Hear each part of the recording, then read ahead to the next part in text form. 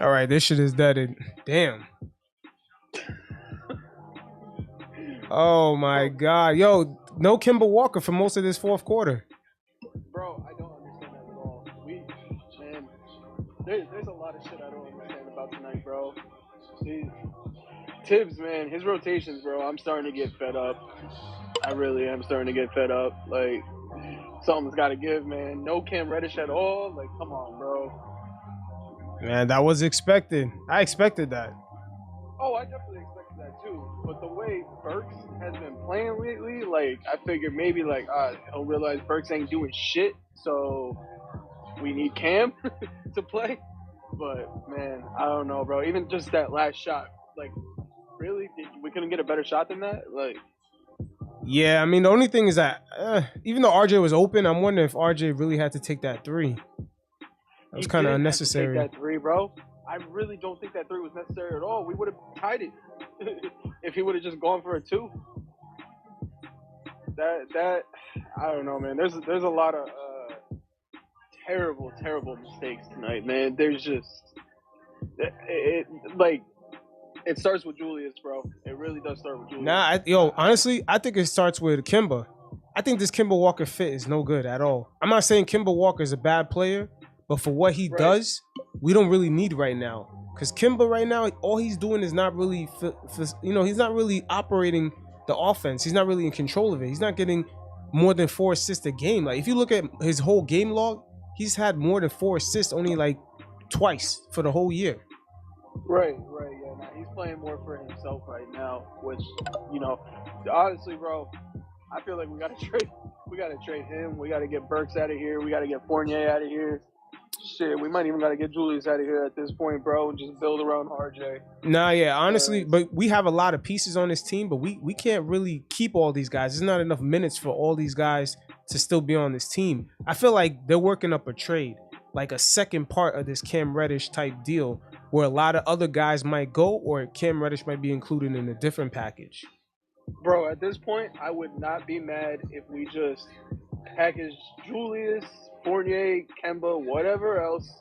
Go get freaking Shy if we can, and some picks from the Thunder, and just go from there, bro. Like, at this point, we just need to start fresh, because these guys ain't cutting it anymore, man. And I truly believe that Julius has peaked. I really don't think we're gonna get much more out of him the rest of his career. No, wait, hold up a second. Because you look at the Clippers game, who was missing? Kemba Walker. And that ball was free flowing, it was moving, and now all of a sudden Kemba Walker comes back and it's this stagnant third quarter shit. I'm telling you, Kemba's a big issue. Like, he's playing nice when it comes to shooting 3-pointers. He's shooting about 40%. But when it comes to the other stuff, like, generating, shots for other guys and creating offense and having more control of the pace, Kemba ain't really doing that. Shit, Julius Randle got more assists than Kemba, man. Yeah, no, that's true. When Kemba doesn't play, Julius seems to be a little more comfortable out there. But I don't know, man. It's too much inconsistency this year for me. Even when Kemba was out, like, he's just, man, it's like, I love the dude, bro, because of what he did last year, It's like, I was genuinely happy that he played the way he did last year and shit. But at the same time, it's just like, again, this year it's just been way too much inconsistency. When he's not the primary scorer or the primary ball handler, his body language fucking sucks. And he just, I don't know, man. I don't know what it is with him. Like, again, we got 28 out of him the other day. Tonight, it's just... Yeah, but tonight, once again, Kemba's in that lineup, man. And then even look at Tibbs. He played Quickley for most of the fourth quarter. Like, once the Knicks had that comeback, Kemba was not even on the court no more. I'm telling you, man, the issue this season is Kemba. Kemba's shooting 40% from 3, which is great, but we don't need another Evan Fournier on the court. And that's basically what Kemba is this season so far. He's an Evan. Yeah, Kemba is just playing for himself, man. At the end of the day, his stats are empty stats, So it's like, he can go get buckets and shit, but it's meaningless because he don't do anything else. You know what I'm saying? So I feel you on that 100%, bro. Kemba is a top problem. We do got to get him the fuck out of here. Yeah, I was just so angry. I'm so glad I was able to take a breather because somebody had mentioned that Randall's body language changes when he's not the number one scoring option. One thing I noticed towards the end of the game was that Grimes was trying to tell him to go into the back court so the ball isn't stolen during the last inbound, and he didn't do it. If you notice, after the ball was deflected and they got the ball back, he did not go. And it's just stuff like that. It's little things like that. Even there was a play where RJ and Randle were going down to the court, and RJ is ahead of Randle. He gets his little free throw. I mean, he gets a clear field goal, and he didn't dap him up. Not only did he not dap him up, he was just having a sarcastic smile as RJ was running back up, as he was expecting to get the ball. Dude, RJ is ahead of you. What is he gonna do? Give you the ball back? No, he gets the layup because you don't want him to get blocked. So it's things like that. It's his body language. It's things like that. Even the last game where he was pouting against the ref and he pushes back Evan Fournier's arm, he could have hit him in the face. It's things like that. His body language, the way he acts when he's not scoring the most points. This guy goes 6 for 17. I'm looking at his stats. He goes 6 for 17 tonight. It's ridiculous. He had 4 or 5 turnovers too. Yeah, his handles and the thing. The NBA found him out. Unfortunately, the Hawks probably ruined this guy's career because this guy does not have a handle. He has never had a handle. All you have to do is double him. He'll get scrambled because he's scared. He doesn't know what to do with the ball. He doesn't have a handle, so you can get the ball from him. Just double him. I'm not quite out on Julius yet because I need to see how our team looks like when we have a real point guard that could facilitate. That's the only thing. We don't need another Kemba shooting 40% from 3. We need another. A real point guard? Not at all. But he was a dud offensively. We just need a guy who could. Even if the guy averages 18 points a game, as long as he could dish out 9 assists, because Kemba, man, I'm telling you, look at his game log. My man only had more than 4 assists twice this whole season. Yeah, I thought he was here to help other guys get going. No wonder RJ had that bad month in November, because Kemba and Evan was taking up his shots. You're absolutely right. If you notice, RJ wasn't really cooking until after Kemba was out of the game. He had a rough first quarter. So I'm tired of him. I think he's probably the biggest problem we have right now. Yeah, man. He came back in the lineup tonight, and we had that stagnant ass third quarter. What about Tibbs' rotations? Yo, horrible. You know what? A lot of us, we're not gonna agree with his rotations because he did the same shit in Chicago with Bobby Portis, man. A lot of people was big on Bobby Portis, but he was giving him the OB treatment. If you can't protect the rim, you ain't really getting minutes like that. Right. Again, Obi, a couple possessions in a row, he was playing bad defense and shit, but then he hits that 3. It's like, all right, now he's got momentum. Why take him out? That makes no sense. What's good? Yo, first of all, I agree with the Kemba lack of playing and all that, bro. But I feel like with or without a point guard, we're gonna be ass, bro. Based on the strength that we don't got no offensive scheme. You can't clog the paint and have Obi shooting 3s, bro. You gotta figure some way to get everybody active. And we got Obi sitting in the corner. That's not a point guard issue. That's really a Randle staying in the paint issue. It's really I might be because threes ain't Obi game, bro, but it's really not his fault. We don't have no type of pick and roll play for Kemba or anybody to get active. It's terrible. Yeah. And no Mitch this game really shows how. Yeah, Mitch was missed, but Nolan's is good. But for me, this was all on Tibbs. How with 18 seconds, you don't call a timeout, and you draw up a 40-foot fadeaway turnaround jumper for Julius Randle. Who was also 2 for 7 from 3 tonight. Yeah. RJ was rolling in the 4th. I don't understand why he didn't just give RJ the ball. Drop a play. RJ was supposed to drive to the basket instead of shooting at 3. No, yeah, 100% he was. 100%. But call the timeout. He couldn't. But here's my thing. He had Randle on him. He should have went to the basket. Julius shuffled it right next to him. I do agree that Tibbs made a couple of coaching errors, but the free throws really killed us. I mean, this could have been a 10-point victory. Yeah. There's a whole lot of games this year where we could have won because of free throws. Yeah, facts. I don't know what it takes at this point. We need to hire a fucking free throw coach privately or something. Absolutely. Man. So, does anybody know if Cam Reddish was hurt tonight?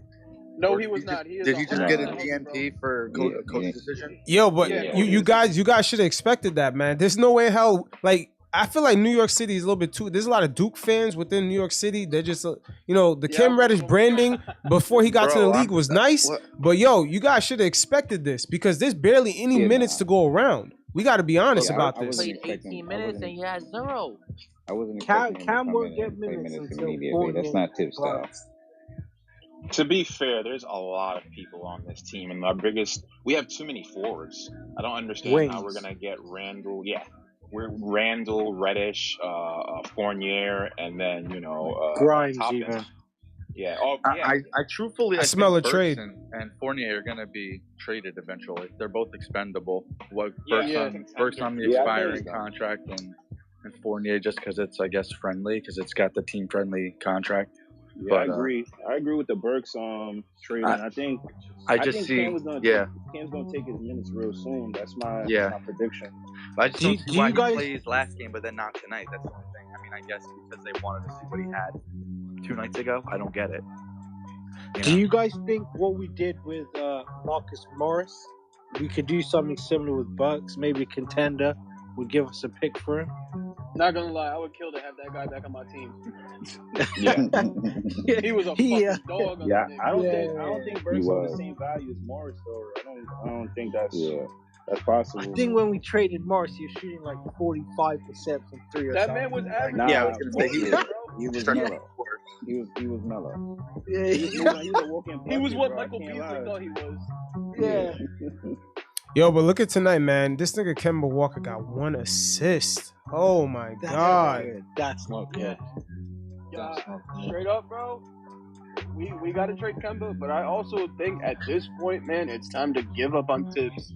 I really do. So not quite yet. Not quite yet. I wouldn't do all that yet. That's a question, like real question, bro. I'm always gonna be the Kemba fan, but Kemba been playing for 10, 11 seasons. When was he ever a good passer? Like when was Kemba ever a passing point guard?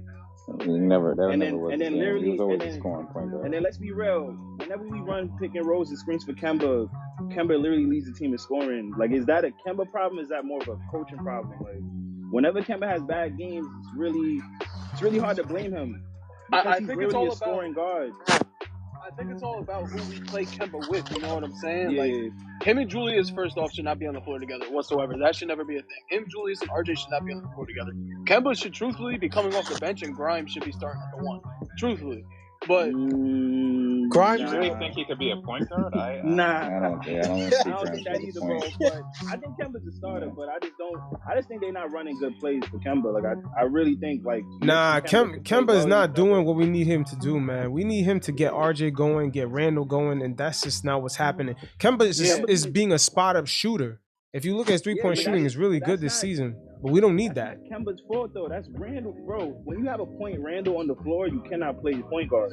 Like, we can get any point guard we want. If Randle's gonna run the point, that point guard's not gonna be themselves. Like, but we seen the Knicks play really well when Randle, is kind of doing that from time to time. Not all the time, but when Kemba's not on the floor and Kemba's and Randle's doing that every once in a while, we seen it work. Like against the Clippers, we seen it work.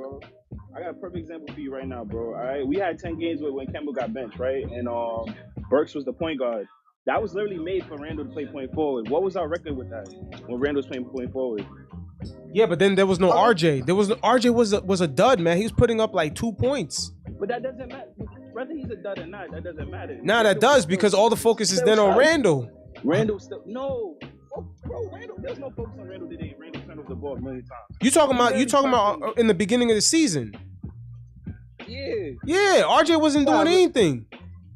Randle wasn't doing anything either. Bro. They both weren't doing anything, but yo, honestly, people are gonna focus more on Randle. Randle's more of a scoring threat. Yeah, Randle got the money. But last year, you could say Randle was the point guard, but the difference is he's just not hitting shots. Those difficult turnaround mid-ranges that he made so easy last season, he can't do it. He can't pass out of a double team. He still has not figured that out. That shit pisses me off. I watch other basketball. Tibbs doesn't hold him accountable either. Pelicans versus Clippers. Right? I was there live, Tibbs bro. is the only coach I see that struggles in the zone. No other team struggles in zones like this. It doesn't make sense. I don't understand. Yeah, as soon as they that's a good point. And instead of going to the paint, you know what he did? He tried to do a fadeaway, turn over his shoulder, shot, and bricked it, bro. Like Randle got to go. You feel me? Kemba got to go too, but Randle got to really go. Like he has to either go or let his ego go. He cannot play the way he plays anymore. Yeah, bro. dude, his like heart that, is gone. He's not even that one play where he went to double. I think it was Mobley when he was like being guarded by Noel, and he left Wade wide open. And he hit a clutch three. You know what I'm saying? Like that was really costly. And Randle does not make the right decisions anymore.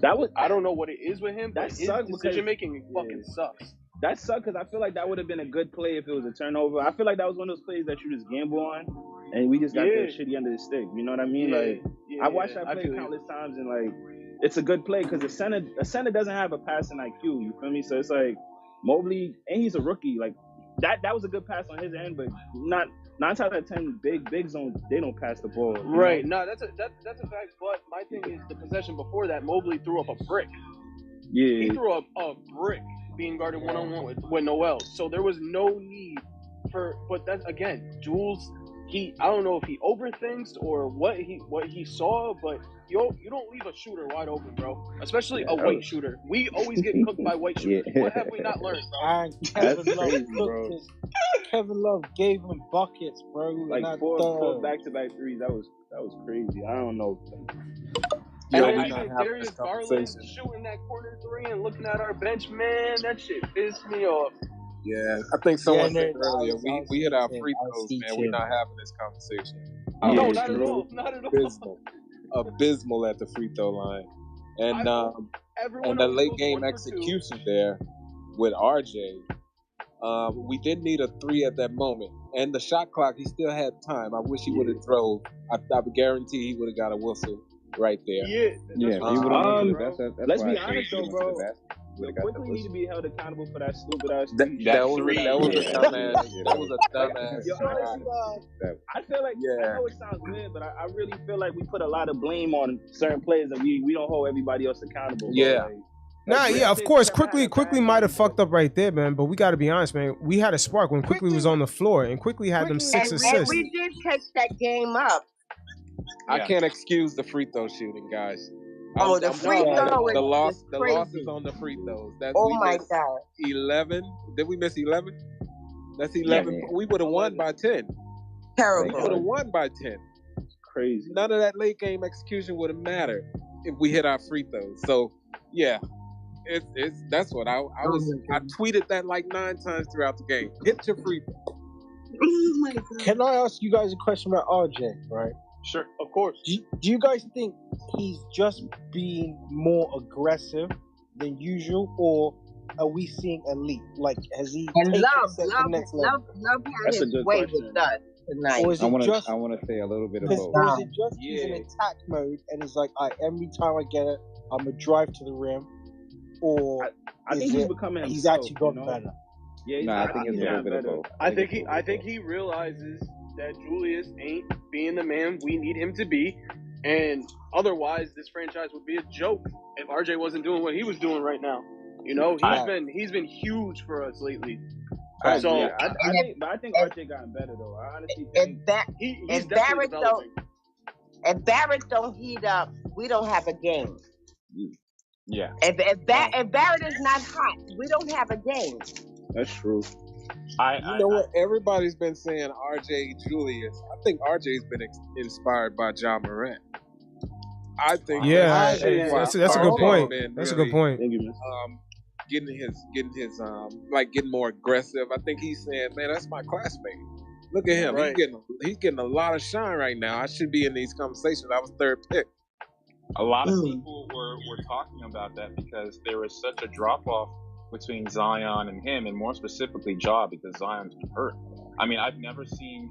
I believe he got better because I've never seen him even in his Duke days do those little spin moves. His handle has gotten a lot better. I like those pump fakes, and those are good.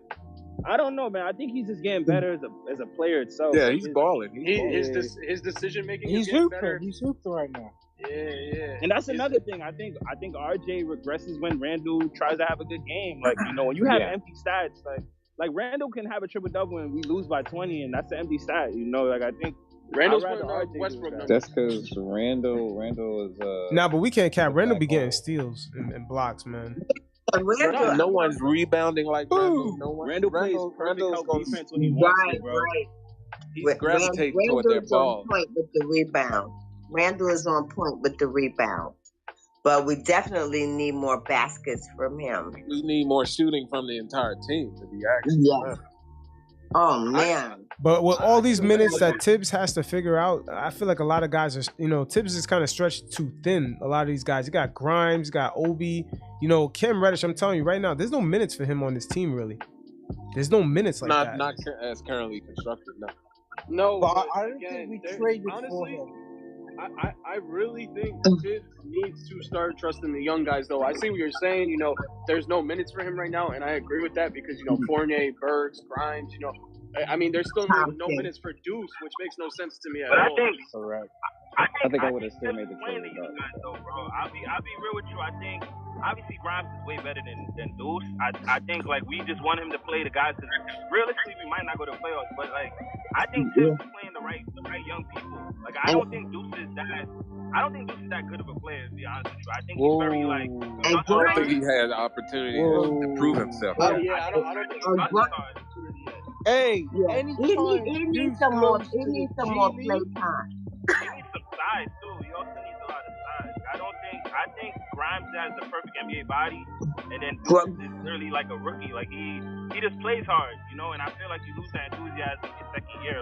It's not. I don't think he's really that good of a player. I'm not trying to knock him down, but I understand the Grimes playing more than just Deuce. No, I agree with that 100%. But in general, and he needs some more time. He needs some more play time. I think he needs some more play time to get comfortable. Yeah, the G League helps him out a lot. Definitely. And my thing is, man, Burks has been absolute shit the last 10 games. Yeah, so it's it's gotta be way down, bro.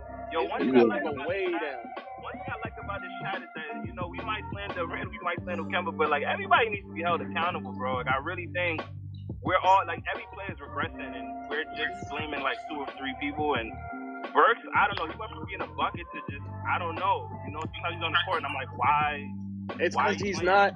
It's because he's starting at the 1. When Burks was coming off the bench at the 3, he was. Grimes is giving it up. Grimes is giving it up. When he get hot, Grimes is definitely giving it up. I went from hating Grimes to really hoping Grimes plays every single minute of that game. Grimes is good. Our basketball IQ as a team is just low. To create a my player with Grimes. I'm not a fan of Tibbs, but that's a good player for Tibbs. And that corner is sweet for him too. That corner is beautiful. That corner is sweet. But just to touch on that last point though, us Knicks fans, we do work both ways. Randle was getting MVP chance last year. Once we enjoy it, we'll cheer you. But if we don't like it, then we'll say. I'm Knick Nation. I'm Knick Nation. Anyway, whoever they bring to me, I'm riding with them. But you have to perform because I'm going to let you have it. I expect greatness. I don't care. I don't care. All of these guys are good. Or all of the teams are good. But my guys, the Knicks, I expect greatness. And these guys are young and they can play. They definitely can play. We have the most stacked team. One of the most stacked teams in the roster, in terms of depth. We play the same 9 guys, and then we don't play them play smart. We don't play them right. I love Kobe, but he shouldn't be shooting threes, and I like that 3 shot in the third. He shouldn't be shooting threes that often, And Tibbs just doesn't know how to play these guys, and rather than Tibbs holding himself accountable, he just benches people. I think Obi's a spark off the bench. Who's the captain? Who's the captain of the team? I don't think they have a captain at this point. Randle. At this point, nah. There's no locker room. What? Oh, yeah, but at the same time, there's a segment of the fan base that's just creating this friction between. It's almost like they're trying to create it between Randle and RJ. Like that shit is mad toxic. We need to like kind of dead that. Yeah, because you see them cheering at the Garden, they cheer louder for RJ and then Randle. They kind of give them subpar cheers. It's like, well, he's not showing any effort. And listen, when you yeah, man, but we can't cap over here, man. There's a segment of our fan base that shows up with paper bags on their head. That be on that bullshit, man. Yeah, we need to dead that.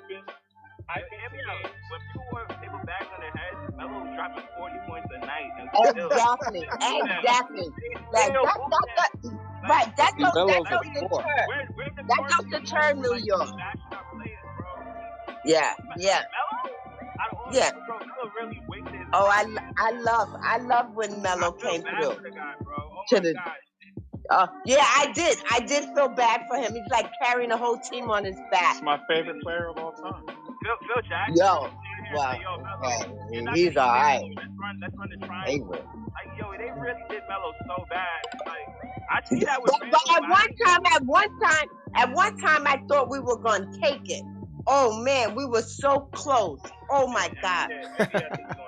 Every year, all the time. Oh, this team is gonna give me a massive heart attack. That's why I have. Like, damn, we're gonna go somewhere, and then Yo, Uptown, you got a hell of a speaker on your phone. I don't know how the hell you 10 times louder than everybody else. Who, me? Yeah, you got a hell of a speaker on your phone. Yeah, it doesn't. It doesn't work when I'm on Twitch. I could barely hear the music, but I love the Knicks. And if I don't tweet, I'm gonna go crazy. So I better just tweet. I really enjoy tweeting. Mm-hmm. play for play in my own interpretation. But really, absolutely. What you guys think this team is going towards the end of the season? Playing. Oh God! And I'm cool we'll see after the trade deadline. We're not even in a position to even pick anybody. Oh my God, this team. Hold up, we'll see after the trade deadline. You know, I feel like there's gonna be a move made at some point at that deadline because we got way too many pieces on this team. The minutes are just it's not enough. Does Obi remind anybody of Russell Westbrook? Who? Oh yeah. Russell Westbrook was pretty good for us. He was good. You don't think so? Wait. What was the question? I'm confused. I said, does Obi kind of give you Russell Westbrook vibes? And what's that? Plays at that I would say Amari Stoudemire. I don't think Amari Stoudemire. He didn't play that slow. Obi plays so fast when he gets the ball. Obi got mad energy. Yo, I gotta think about Amari Stoudemire. You guys might hate me because we all Knicks fans here, but I think Amari was a waste of Knicks space, bro. I'll be honest with you. After one season, averaging 20 points a game, that dude, like, his knees just gave up on us. He punched the glass. He wasn't worth $100 million. That's all. No, absolutely not that kind of dough. That's why I don't like anybody. Then he got injured. I don't like anybody. That's bad luck on Obi. To be honest with you, bro. Honestly, but definitely in 5 years, look out for Randle. Barnett. Barnett in 5 years is going to get it like Mike. I'm telling you. I think so. What do you guys think? Yo, he's looking good. Yo, he's looking real good. Which team Barnett on? Or Barrett. Barrett, she meant Barrett. Yo, Barrett. I'm sorry. Let me ask you guys a question. What's up with Tibbs starting Noel tonight? I didn't catch the beginning of the game. All right. I missed the first. Yo, I missed the first. Yo, we're never healthy at center, man. It's almost like we always swapping out these guys, man. I think Mitch, he had like a 2-week last game, so just and we have a full week this week too. I hope they up for the challenge. You know. Yeah, oh my God. We got Miami. Oh my God. I was in Miami. Listen, I was in Miami last week. I could not get the Knicks game. These people are haters. Miami hates the Knicks. One guy gave me his phone on Sling, and he let me watch. I give him like $20. He let me watch the Knicks game, and then we went into halftime. Yeah, we went into halftime. All right. Let's just keep it about the Knicks. Let's just keep it about the Knicks, and not your Miami Vices. Do you guys think we should pay Mitch this summer?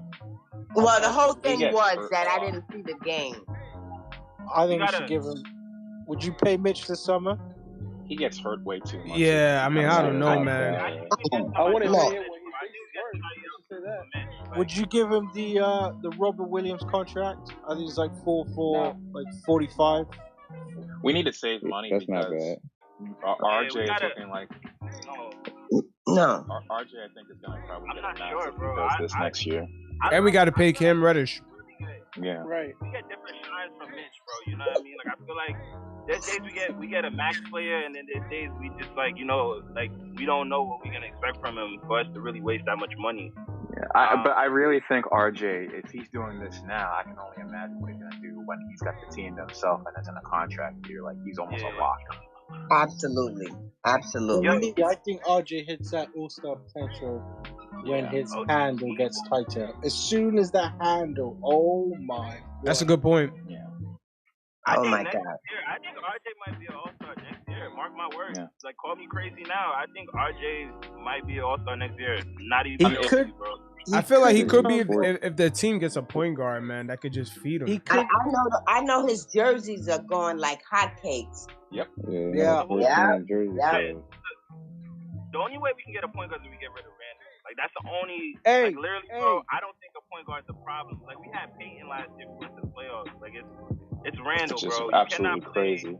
You cannot play point guard. You cannot play point guard with Randle on that court, bro.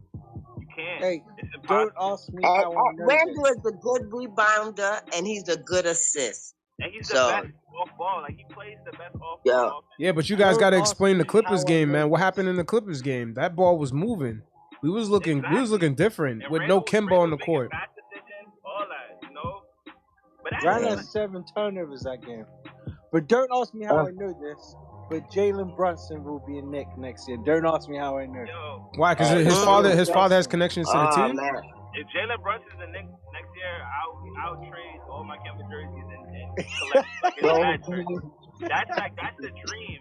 But we can't be living. We lived in a dream for like 20 years, bro. We can't do that no more. You know what I mean? Like, I think Brunson's gonna stay with the Mavs, bro. Especially when it doesn't make any sense. They ain't got no money. They ain't got no money. They don't really have money like that. They can't even sign him. They don't have money. Put them in the dirt, bro. I think we can. Yo, but low-key, the Knicks don't have money either. We gotta trade people. Yeah, we can trade people. There's we deals can easily made. get off Fournier. Mavericks easily. Yeah, I doubt they want to go over the cap just for this team to pay everybody. That would be insane. To go over the cap and make everyone play 15 minutes a game? Oh, that's insane. Yeah, Brunson, that guy plays defense. He could play off ball too if you want to, accommodate Randle. But hey, he's like 6'1" and he's shooting over 50% from the field. I mean, Brunson can I don't know, man. The way that man plays with Luka, like, why would you want to leave Dallas? Like, money or not, like the way him and Luka play so well with each other, I don't think he's gonna want. Because he can start. He gets to be the man in New York. I think his dad works on the Knicks. They only let Noah in for a little while. It's like, to make money. I mean, there's a lot of appeal. And I think Leon Rose is his agent or something. Yeah. Leon was his agent before he.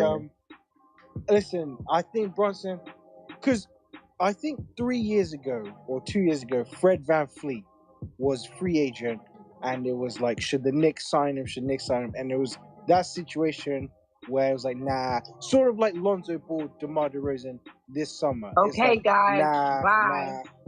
Bye. And then look at VanVleet now. Like, we really missed out on VanVleet. Brunson is the same player, bro. Trust me. Just the same situation. If we sign him, we can make Brunson an all-star. I think he's that good. Yo, but I'm not gonna lie, we do have enough pieces to make a trade for him because we got way too many guys, man. Yeah, we got way too many guys. Mavericks will take everybody. Mavericks have everybody that we have anyway. Next year, like, how y'all feel about Derrick Rose next year? Like, real honesty. Keep him. A vet like we need to keep Rose. We need him. Yeah. His just presence. His presence I would keep him. Speaks about it. I love Rose, but I think we should move off from him, Kemba, and Burks. Like, I think we might as well start that new culture. You know what I mean? Like, if somebody keeps on getting hurt, Too early. You have to have vets, man.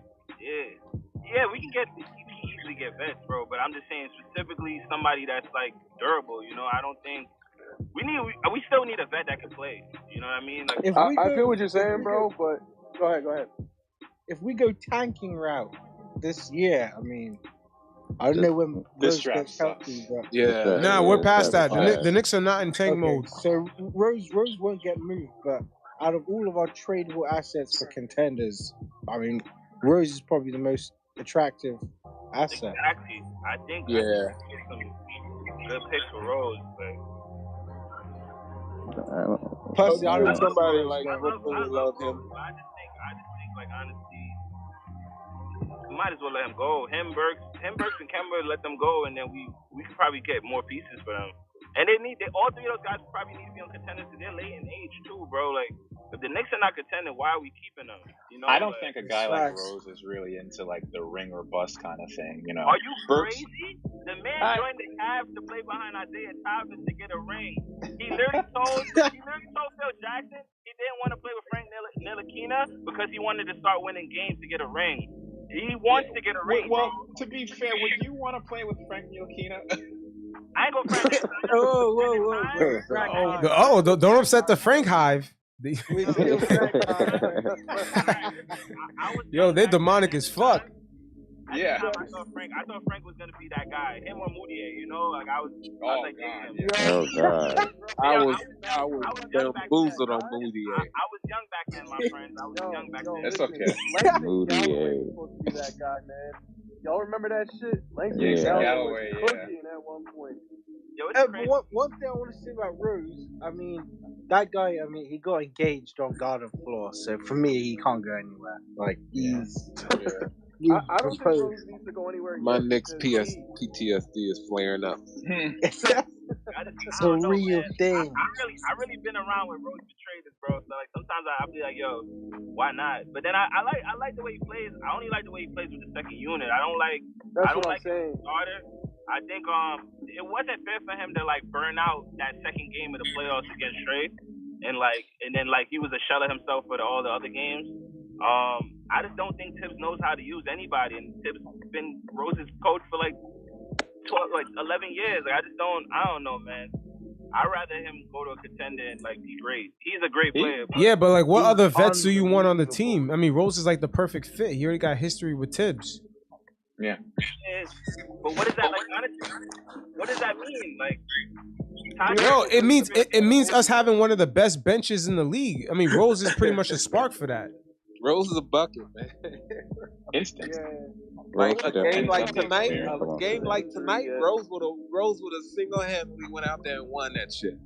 Like when Rose and that bench unit is together and they're playing, we undoubtedly have the best bench in the league. All the numbers say. If Julius came out and hit his shots this season like he did last, bro, I mean, we'd be days. But it's not just Julius missing shots, bro. If he just made his shots, his numbers. But last year, it was only Julius making shots. Not this game. I'm just talking about this season. If he was, and we got him help this year, and his help is not helping. So, Julius is passing balls to open shooters, and they're missing wide open shots, wide open layups. He's missing too. But I'm saying there's blame to go around. Yo, Hood, unmute your mic. I've been to a couple games this season, and I watch a lot of nose passes from Randle that like would throw me off. Where it's like, why did you pass this way? Now I got like even the way he be dime stuff, bro. It just looks weird. The ball, and I'm gonna chuck it up. Like that's what I see when Randle plays, bro. Like I don't see good passes from Randle. I see like you pass this to me with 2 seconds up on the clock, and now I gotta like. Oh, he does that on purpose. He does that on purpose because he knows that he's gonna break the shot. His confidence is down. So what he likes to do now, he gives you the ball and you're in a bad position, and then it's on you because you missed the shot. Oh, you should have hit the shot. Yo, but seriously, y'all don't think y'all overreacting, man? Like, come on. Like the last game, Randle was doing his shit, and yo, every time the Knicks lose, this dude is trending on Twitter like he is right now. I'm like, come on, man. He did that to himself, and I gave him a chance. But you gotta call it space. What is a chance? One game? One game is his chance? No, it's not. It's not the whole game. This has been the whole season. This guy. How many games did we end? While we like? When can we criticize Randle? Like how many games more do we need to criticize Randle's play? He's worth $118 million. Am I right? I can. Yeah, but it's hard to criticize him when I see they keep inserting Kemba Walker into the starting lineup after we clearly see the shit don't work. They keep doing it over and over. I hear you on that, but Kemba is not. Listen, Kemba literally had a whole week where he was averaging almost 30 points a game. Kemba in the week. There's rookies that's averaging 30 points a week in a game, man. All right, those are rookies on better teams with better coaches, bro. But literally, we're on a team that has no offensive team, and Kemba's doing his thing when he can. And you're saying that it's Kemba's fault? Like, it's not. Julius Randle's our No. You're mistaken what I'm saying. I'm not saying it's Kemba's fault. I'm saying he's not a good fit. There is a such thing as you could be playing good and not be a good fit.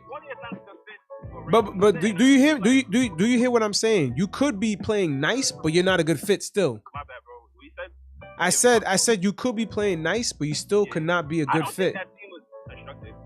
Right. You're right. Yeah, but how many other teams would have Randle running the offense? Like, why are we settling? Yeah, but look at the way the ball was moving against the Clippers versus today, man. Like the offense is just looking different. Go for it, bro. Go for it. Yeah, it's just the games without Walker, man. The offense just be looking different, bro. That second unit came in the second quarter, gave us a lead, and Randle comes back into the court and we're tied at the half. It's like, how much more do we have to put up with? Like, why are we settling for this? The starting unit. Even the Clippers game, weren't they shooting like 60% like from the quarters, like from field goals and shit? Our defense. Yeah, RJ and Randle was both cooking. The ball was moving like crazy. Well, we can't mistake just a couple of games where guys do very well, because there was a point where Kemba Walker had some kind of stat where you were a lot better with. Yeah, we got to be careful with these stats. Yo, you know what? That's a great point you just brought up, because Kemba was playing great when RJ and Randle were both out. We got to be careful. No, but he was playing great when RJ and Randle was both out. They weren't playing. RJ and Randle was out. You know, this guy's playing off of one game. A lot of things. Like, I just feel like analytics can really ruin you. No, fuck the analytics. We can see with our own two eyes. This is not a good fit. This is not a good fit. We can see that with our own two eyes. It's not. But I just feel like analytics makes it worse, bro. We were 7th in the East, and we benched Kemba because we won a game against Atlanta, which is an underwhelming team. And then we went like 2 and 7 or like 3 and 7 in 10 games. Like, I just don't. Analytics can really ruin you, bro. That 10 games. Yeah, but I don't think that was really off of analytics. That was really based off of what Tibbs was seeing. Tibbs was seeing something, and he's been right about that. The Kemba Walker benching is correct. Kemba Walker doesn't need to be benched because he sucks or nothing like that. He does not suck. Is that the fit just ain't right? What happens if them behind closed doors just say, "Yo, we got Kemba. Kemba's doing his thing," but it's not working, man. This is not working. What if he doesn't start? I don't think that works either, man. I don't want him off the bench. Yeah, he's got to get off the team, man. He got to get traded. He got to go. Yeah. I think Kemba. I don't know, bro. I wouldn't, because who's gonna start who's gonna start over Kemba as a point guard? What fit are we talking about? Are we trying to fit around Randle? Like, is that really what we want to do? No, we're not fitting around Randle. We letting RJ and Randle cook. But just this season, I'd say start quick and then have Rose and Kemba. I don't think you can I say play that same lineup with Burks, man, and just play. Have Quick get more minutes. Have Quick do 30 minutes off the bench. I don't like Burks at one. Better with Quickley and vice versa. I think they both play well with each other, but like that bench unit, I rather Quickley play with Rose. Even Quickley now, I don't think Kemba can start, to be honest. Like, I even saw Rondo. As soon as Rondo saw that Kemba matchup, he just cooked him. I'm just like, what's going on? Rondo's hitting 40-footers. Like, Rondo doesn't do that. Rondo was cooking everybody, bro. I'm not gonna lie to you. This team defense really makes everybody look good, bro. Kevin Love, he had like 9 points in like a minute. He looked like Larry Bird. Yeah. Yeah. That's the thing. Like, our team defense can really make you believe that one player is bad, but and overall we're not switching. We're not going to slides. We're not rotating. We're gonna look bad. I think it starts from Kemba. It sounds harsh, but just that point of attack defense, we give up lane penetration because of Kemba. When Quickley comes in, Quickly looks like Kawhi Leonard out there sometimes, bro. Like just clapping up I don't know. everyone. Like I don't know. I watch these games and I think he get foul trouble though, bro. Like quickly cautions the foul with a core rule that he didn't need to do. You know what I mean? Quickly can foul. He can get a foul. But I think him and Bucks played him and Grimes pretty much closed out this game, this comeback. I knew Fournier wasn't getting back in the game. No, I think Grimes solidified his role on the team, and he needs to be in closing the unit. Yo, listen, as long as Tibbs is alive, Grimes is gonna play on that team. Yeah. Yo, you mean Grimes solidified Cam Reddish sitting for more sitting and playing less minutes? Yeah. That's what that solidified. A first round pick for him to just sit. I don't get it's that. not permanent. It's not permanent. Well, it's beyond this season though. Cam's like winning. And one just for starters, he's like Kevin Knox. I would have did that trade 10 times out of 10 just because I'm giving up Kevin Knox for Cam. I would have took Cam Reddish for Kevin Knox. Yo, I agree with you, but we're just gonna give him the same minutes we gave Knox. What are we doing? No, yeah, exactly, yo. But we have to look at it, yo. Both of them players are not the same, right? Both of these players are not the same as far as what they compete to. But both of their situations was exactly the same. Cam Reddish played for the Hawks. That team was worse. Knox played for us. We weren't really that great. They both were in the same situations where they couldn't really get minutes. This trade is pretty much for both teams is a wash. I don't think so. I don't think so. No, it's pretty much a wash for both teams, Matt. You have to look at the scenarios. Both teams, how many minutes is each team gonna play each guy? Do the Hawks have 25 minutes for Knox? I can't look at it that way. Do the Knicks have 25 minutes for Cam Reddish? No, you're thinking about like right now, this second. We didn't trade Cam Reddish for the next 5 games. It's only been 2 games. Yeah. We're trading him for the next season. Like Evan Fournier on a contract year. Evan Fournier will not be on the Knicks next season. I don't know about that, man. He's pretty much locked in. We did that trade. We did the Reddish trade. And Kevin Knox had 4 years to prove that he was worth something, and he didn't. And so, the Hawks wanted to keep Cam. The Hawks wanted to keep Cam. Cam requested a trade at the beginning of the season. Nah, the Knicks won that trade. The Knicks won that trade. Yeah, no, the Knicks won that trade. The Hawks didn't want to trade Cam. Cam literally asked to be traded. All day, every day. To me, that trade was a wash, man. Both teams don't even have the opportunity right now to show what each guy can do. The coach compares him to Paul George. You've been saying that. Yeah, absolutely. Kevin Love already. He could compare him to Michael Jordan, but he can't find that guy 25 minutes to play every fucking night. That's insane. Yeah, not right now. So wait, when exactly? Because if it's at the end of the season, yo, we gotta pay that man at the end of the season. What do we have? We're gonna have 10 games to look at him and say, yo, you deserve this money. Cam's not a free agent at the end of the season. Yeah, he should be a restricted free agent. No? No, I think it's next year. Everything's year after next year. He's the same year as RJ. Yeah, we can just match. We can match anything. Yeah, but are we gonna match? People too. What are we matching off of? We matching off of 10 games? I agree with you. I agree. Nah, I feel what you're saying, bro. But again, that's why I think we need to get Birds, Fournier, and Kemba the fuck out of here.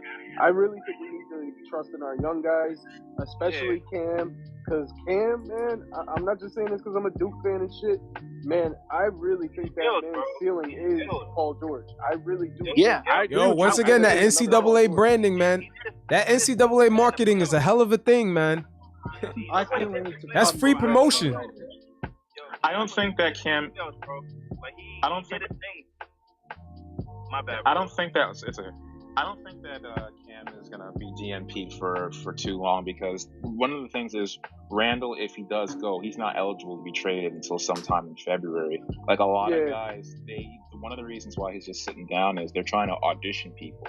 So when you see guys like playing a lot that like really suck, it's not necessarily because they're trying to do it on purpose. They're trying to you can't just sit somebody down and then be like, hey, let me trade this guy for this guy, and they're gonna be like, no. But if you show them cooking and doing well, then it makes it a lot easier to get rid of them. So I'm not too concerned. They should have traded Kemba. They should have traded Kemba after the week of good play. I don't know why they kept him. Yeah, but it's not easy. Where are we trading Kemba to? Sometimes it just feels like we have 2 front office. Like We have these young guys that are ready to cook, and we have these vets that are just killing us. I don't know what direction are we going in. You also understand that Leon Rose and Tibbs are two different people. So I think Leon Rose wants Kemba here. That was like the marketing scheme, and then Tibbs kind of fucked that up. And like I really think Tibbs might go, but I also don't think he's gonna go because he was coach of the year last year. But he's definitely going against the grain with Leon Rose with a lot of decisions he makes, bro. You know what I mean? Because literally, they made a Kip commercial for Kemba. Like that whole jersey and everything was for Kemba. And then I agree with you. But we already have Kemba. Games, and it was like, yo, we gotta market this completely different. Leon Rose is a money man, bro, and if Tibbs is messing up money to try to like win games when he's losing, he's gonna get out of here, bro. I hear you, but everything that we want from Kemba, we're getting with Rose. So why are we duplicating it? Literally, bro. Rose is that guy. Rose is that guy when he's healthy. Neither of these guys are healthy, bro, and I just don't. I'm not sold on neither one of those guys. I'm a Kemba fan. I love Rose. Neither one of those guys are healthy for me to be like, yo, I want them on both on my team. Like, I can care less. You know what I mean? Like, no, I hear you. I hear you, but with Kemba, it's the knee. I mean, Rose just sprained an ankle. That happens. But Kemba is the knee. Happens? Yo, bro, that happens. How often has Rose gotten, like, DNPs and surgery within these seasons, bro? Rose gets hurt. Not really for us to care for that. I mean, he played for us last year. Last year, I didn't see any injuries. I mean, Kemba is just getting DNPs every other day. Yeah. Kemba has a legitimate, like, I don't think he's going to be in the NBA for the next 4 years. Yeah, like, we can't help that. But Rose last year, Rose was our savior. Like, Kemba has arthritis in his knees, so I understand that. But, I don't know, man. I just think it's weird, bro. Like, I think we either need to rebuild or figure this out now. I'd rather rebuild and pack up all the older guys and like 100. No, the exact opposite is gonna happen. They're gonna pack up a lot of the newer guys, and they can't rebuild. RJ's in a mode right now where he needs at least polished people around him. There is no rebuild. Forget that draft. Forget all that bullshit. We passed that. We have to rebuild. I mean, look. If you look at teams like Charlotte and these teams, like, let's just go young. Forget all these old guys. Bro, we can't. They're too good. They're too good. We're way too good, man. We're past that. Leave that for the peon teams, man. Leave that for OKC to rebuild. If you see our bench, like, one of the things, our real problem is our starters. If our bench were our starters, we wouldn't be having this conversation. You can't tank with that team. No, so say the Hornets. Have you seen Miles Bridges? Yeah. Like, come on, the start of that second quarter, we were cooking. And this draft, they were cooking. This draft, we don't want to tank, especially this year. Next year has a good class, but this year does not have a franchise-altering, especially even the number one pick, Bonchera, I think his name is. I'm not even sure how this guy is going to work because he loses apparently 10 pounds after a game. Yeah. How the hell that's gonna work. You're right. Yo, we need to get over the whole draft thing. We passed that, man. We passed that. You don't get Leon Rose and Worldwide West to go in the lottery every season. That's not why they're here. I'm not talking about the lottery. I'm just talking about let RJ and Grimes like just cook.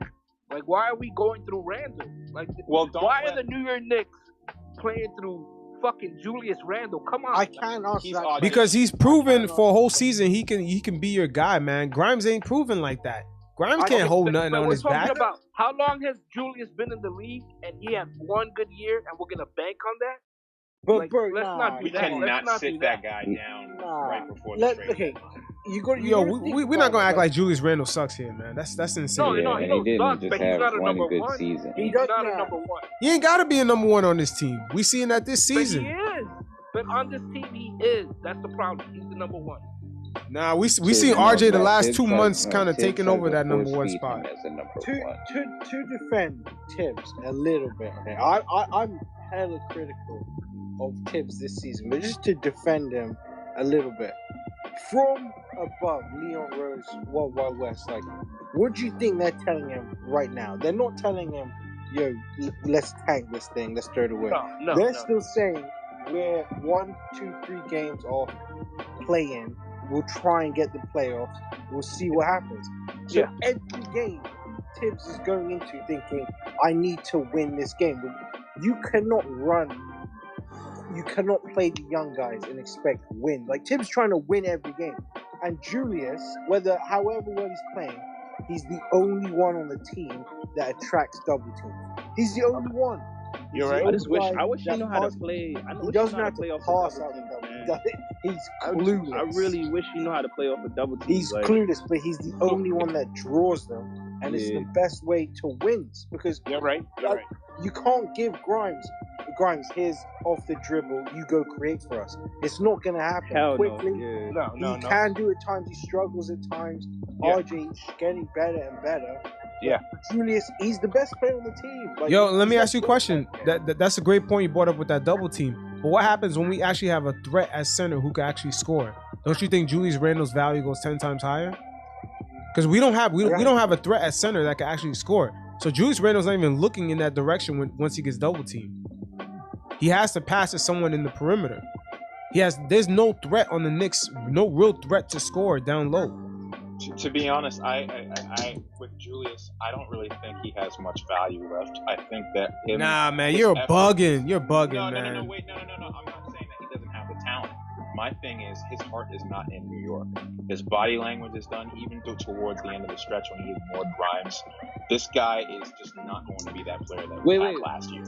Yo, he doesn't want to. That center thing that you were talking about. Can you repeat that again so I can like figure out? Because I have something to combat that, like that answer, that question. You know, like you saying that if Randle had a center, like a legit scoring center, that his value would go up. Yes, imagine he getting double team, right? Like last year, like against the Hawks. Imagine we had like a Miles Turner down low. Imagine playing with Anthony Davis and not being shit. Like I'm pretty sure Julius Randle played with Anthony Davis at one point in his career, and he wasn't shit. Like, whoa! No! You're gonna have to run the numbers. No. You need to look back at that, man.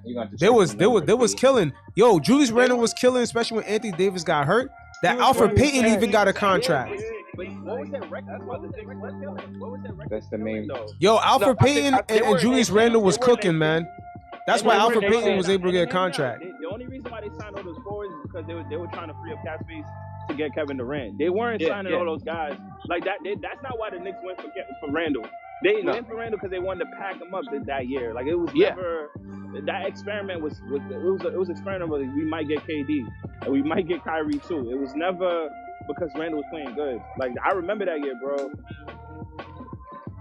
Okay, so I'm looking at the stats right now from New Orleans. It's a lot higher than it was 2010. Yo, Randle was cooking with Alfred Payton, man. I'm telling you, they were cooking. He gave Ennis Cantor like 40-something that season as well, if I remember correctly. Yo, you know the only reason Randle wasn't viewed as valuable is because Magic Johnson gave up on him, and he really didn't have a home. He never went anywhere. The Knicks was the first team where he could really say, yo, I'm here, I'm locked in, I can actually put in work. Everywhere he was, niggas was ready to move off of him. He had Luke Walton as he had Luke Walton as a coach. Look what Luke Walton did to that other power forward in Sacramento. To stay in Los Angeles. Yes. Yo, Randle would play 20 minutes a game and he would put up crazy numbers, and then Luke Walton would still have him coming off the bench playing 10 minutes the next game. He had a game winner over D-Wade, and I was like, damn, this kid might be somebody. I ain't gonna lie, but yeah. I don't know, bro. And then Magic Johnson just let him walk. I'm a fan of empty stats, and I think Julius Randle, he's an empty stat type of guy where he would play really well, and it's like, are you playing well, or are you just your team is that bad? Or was in the game on national TV playing for but you can't fake last year, man. That's the thing. You can't fake that. This dude was performing well against good teams, man. You can't fake that. If you look at the stretch of games when they started to allow more fans in there, his stats went a lot down. He should have had 26 or 27 points a game, but he had so many bad games towards after the stretch. And if you remember, after the All-Star game is when he had one of his big funks, and he had actually admitted for some reason, he doesn't know why, but he does a lot worse after the All-Star game. Yeah, he says like after a long break. Yeah, after a long break. Man. Maybe Julius just don't like this, man. Maybe that's what the issue is. That's part of it, and I'm not saying. I don't think that's the issue. My thing is his heart is not here anymore. He does not want to play here. That's why he's not going to be diving for loose balls. Wait, what makes you say that? What makes you say that? That's insane. What makes you say that? The fans are booing him whenever he touches the ball. He gets every time even right now he's trending on Twitter for botching the last shot. I mean, he hasn't meeting the media in 8 games. I'm sure he probably hasn't met them. He hasn't met them. Come on, man. We all know what that is, man. That's Dolan. Clippers game. That's Dolan, man. We all know. Dolan got full control of that house, man. How do we know that he's telling them he's telling him not to go there? Yo, I mean, this guy the Knicks control everything about MSG. Everything. He almost swung on his own teammate, man. This guy's not even dapping up his teammates when they're hitting shots. It's clear. Yeah, so I'm not even gonna take that situation too serious because I understand his frustration with that shit. You know, the refs were on some bullshit, so I understand his frustration. Yeah, and people blowing that up, man. He did not swing on Fournier. Y'all gotta stop with that narrative. Yeah, man. I'm telling you, man. There's that Frank Ntilikina hive, man. No, y'all motherfuckers toxic, yo. That guy. What a Frank Hyde gonna tell me after the first game. That dude was garbage after the first game. Defense. Hey, listen, it's not the 90s. Like, you need a guy who can get a bucket. I don't care if he can lock anybody up. If you can't hit me a bucket, I don't want you. We have a lot of players that's not getting buckets, man. Dude, we are not a talented. We're not an offensively talented team, and we have to accept that. And like no one on the team is though. That's my issue. Carmelo Anthony was our forward. Last year they compared Randle to Melo, and now I try to hold him that standard. And I think that's where my hate comes from for Randle. I just feel like the man got paid bread to do his job. Like at the end of the day, I can critique Randle all I want because he has a contract that's like critiques, that deserves to get slandered, and that's my only issue with him. I like him as a person. I think he's a good dude. You feel me? I like his come up last year, but this year what really matters, bro. Melo got a Melo deal, and we still critiqued him, like we gotta hold these players accountable. If Randle's that player, of course we could hold Randle accountable, but we never turned on Melo like this, and believe it or not, not like this. This is like vitriol, man. Nobody. We didn't turn on Melo. Yeah, that's what I just said. We didn't turn on Melo. We didn't even turn on Melo like this. Fans went to Knicks games and wore paper bags and booed Melo, bro. We booed people booed Melo. That's the same group of fans that's creating this Julius Randle shit. Yo, we need to get rid of that portion of the fan base, man. They need to go. I watch people boo Melo, bro. I watch people really get those same people booing Julius right now, man. It's the same people. Dude, I'm new to this. I'm new to this hate my team player vibe, but I got. No, man, I'm telling you, there's a decent portion of the fan base that's on that bullshit paper bag. Let's boo people. Yo, we need to dead those people, man, because they're killing shit. They're making shit worse. I'm so delusional. I believe we're gonna go somewhere. This shit, I cannot. I only boo Randle off the strength of he has that contract and his demeanor is horrible.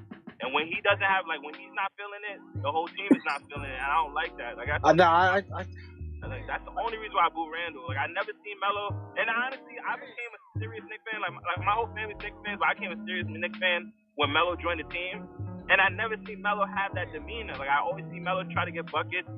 Literally, the defense. Melo's also from New York, so it was easier for him to, get more love in New York. The thing again, the thing about a lot of us Knicks fans, because fucking Kemba's from the Bronx. Kemba's he lives 3 blocks away from me. That's another reason why I root for Kemba this much. But we all love Kemba, man, but he ain't a good fit, man. You gotta let that go. You gotta let that whole where we from go sometimes too.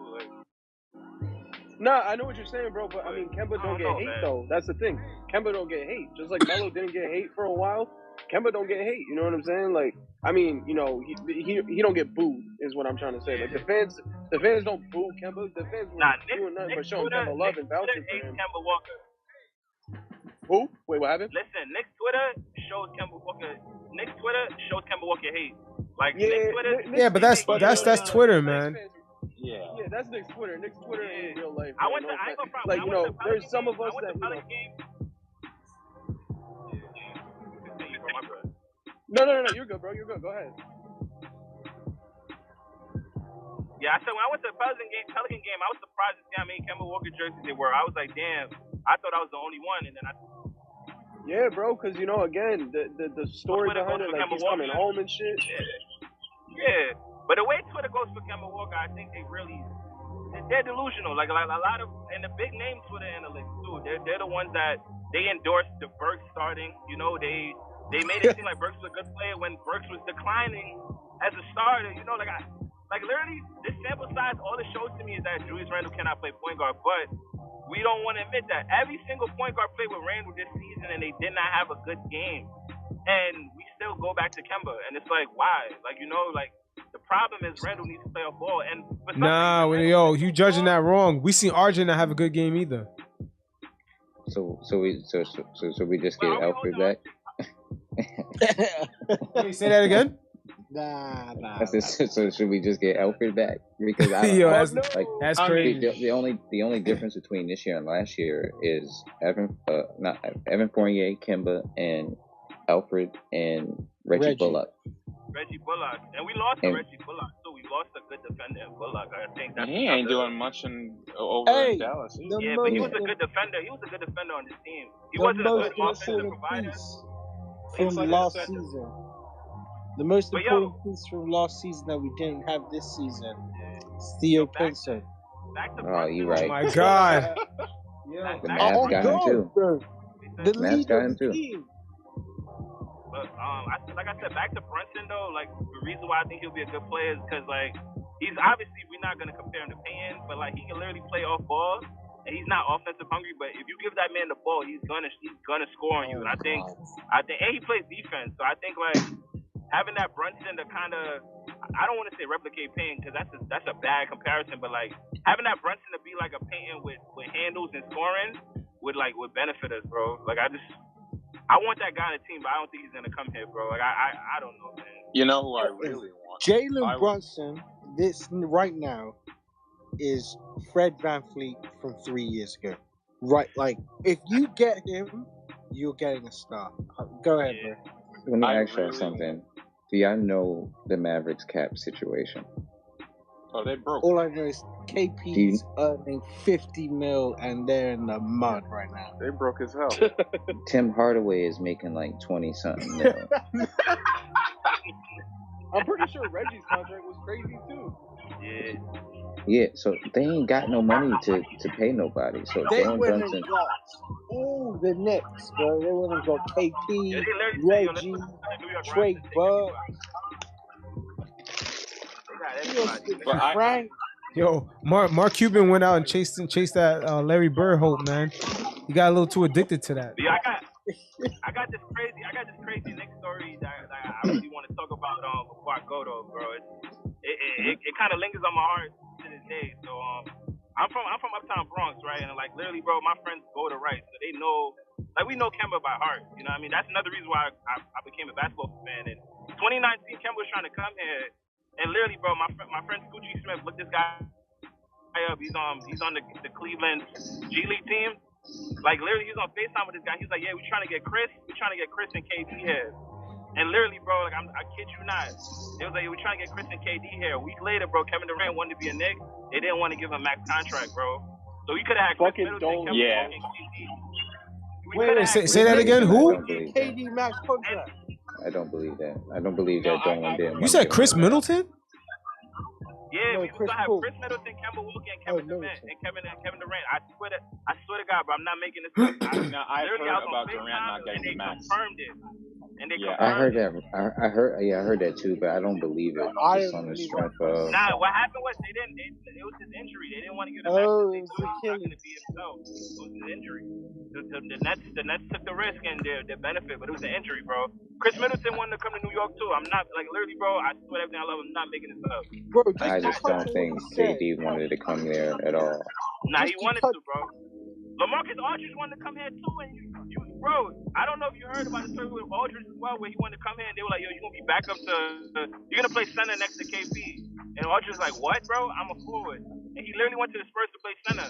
Like literally, bro. Sometimes it's just the way you negotiate with people that makes them not want to come to a team, bro. And Dolan, when he led this team, like when he's more hands on with the Knicks, he ruined a lot of trades for us, bro. Nah, man, you mean Steve Mills? Dolan been hands off for more than 10 years, bro. Yeah. It's Steve Mills been fucking shit up.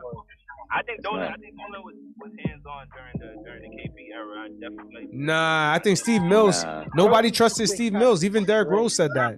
Derrick Rose, like, I don't trust that guy. I think Dolan was very hands on, bro. I believe so. Like, I think so.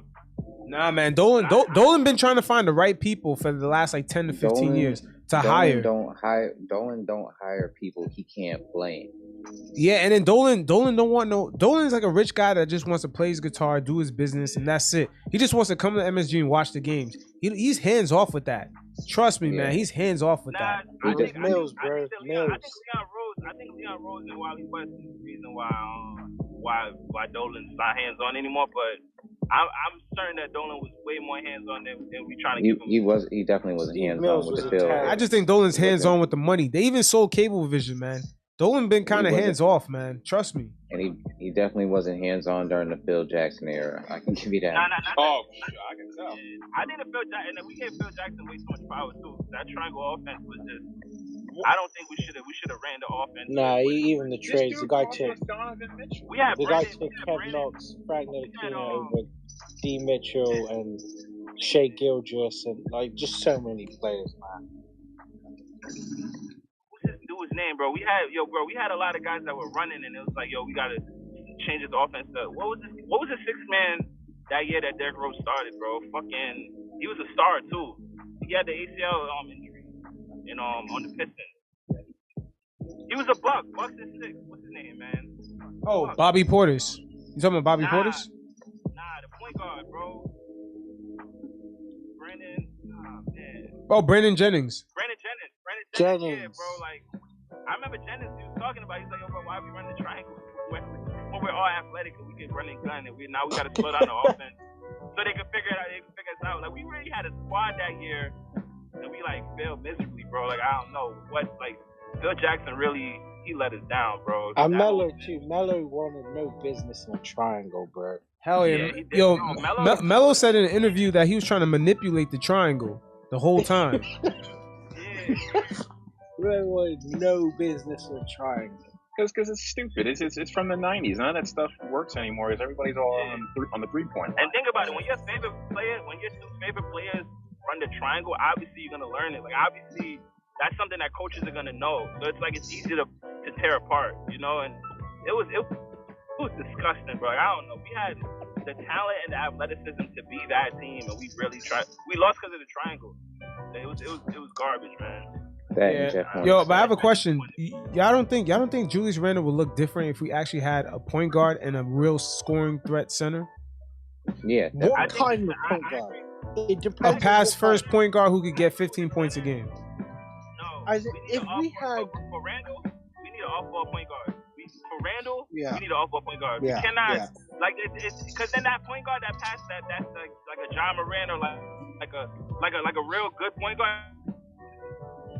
No, any more like a Drew Bledsoe. I think if we were seeing, we need that type of guy. Not even if we had like SGA. You mean like Quickley? If we had like an SGA that can get to the rim whenever he wants, I think we see the same Randle. I think someone like Lonzo Ball that's just gonna pass and stand in the corner. Yeah. Then I think maybe that helps Julius a lot better. But now I think the Knicks, we need a proper point guard that's going to run the offense. Julius, he's too smart. He turns the ball over too much. Yeah, we need a Chris Paul, like mid-range prototype point guard. We need a proper point guard. Julius, he turns it over too much.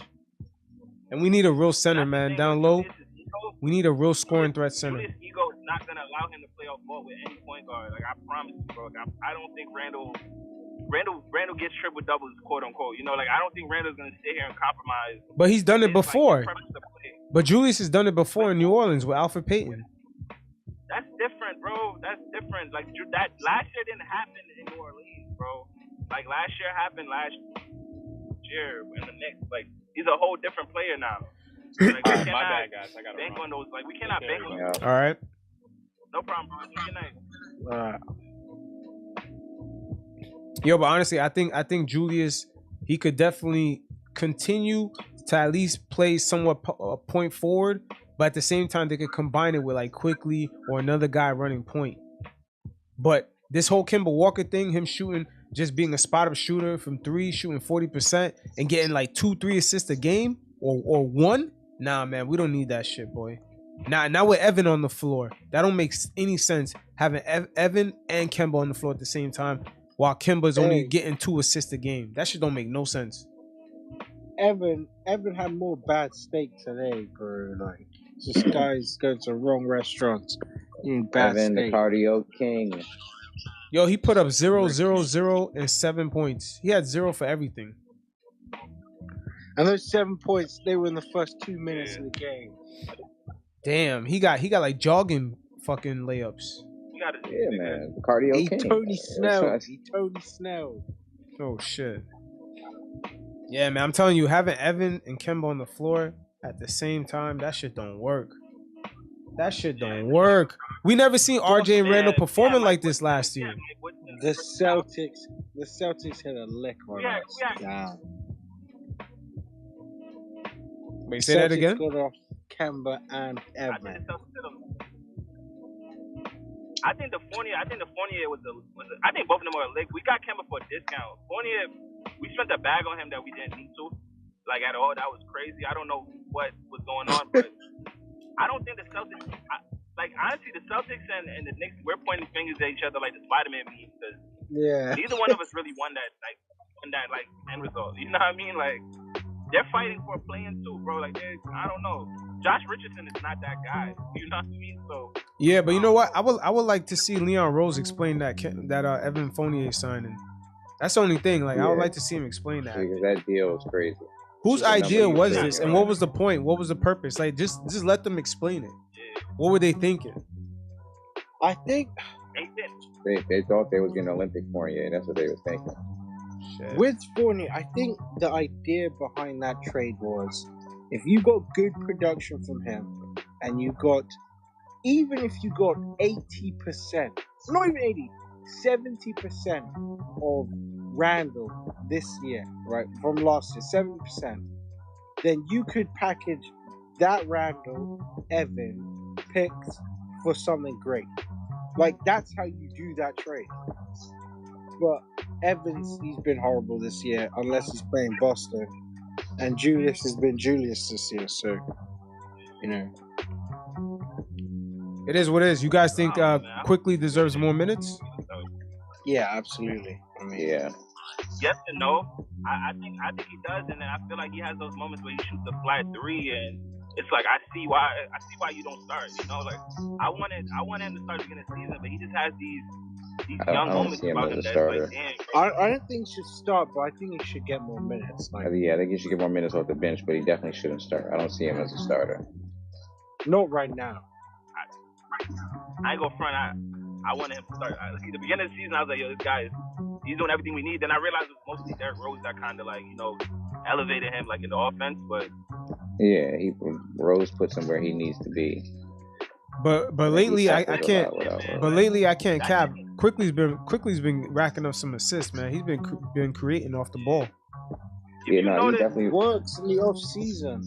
If you notice, Quickley and Obi are like a perfect pair, bro. Like I think those guys always need to play together. Like there's no Obi without Quickley, bro. Like I think Obi's best like offensive self is with Quickley on the court. So I like how they play together.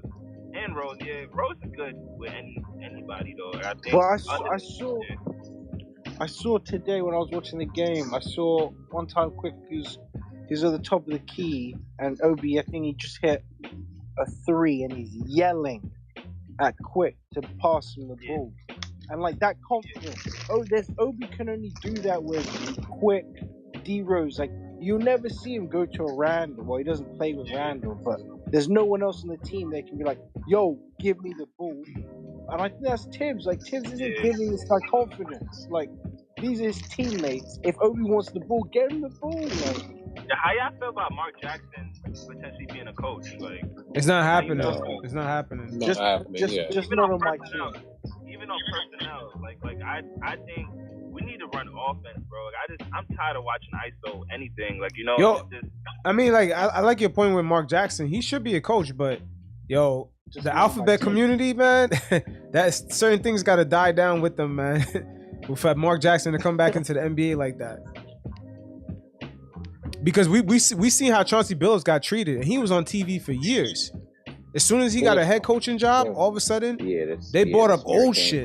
Came and that who coaches the Mavs?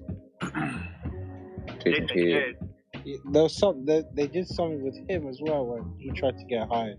Oh yeah. He he had a few domestic issues. Yeah, they came for him as well, sir. So wait, but Mark Jackson, the thing is, he got the OD, he got the Alphabet Mafia on him, man. Once he comes back, it's gonna be a full blown thing. And it's James Dolan.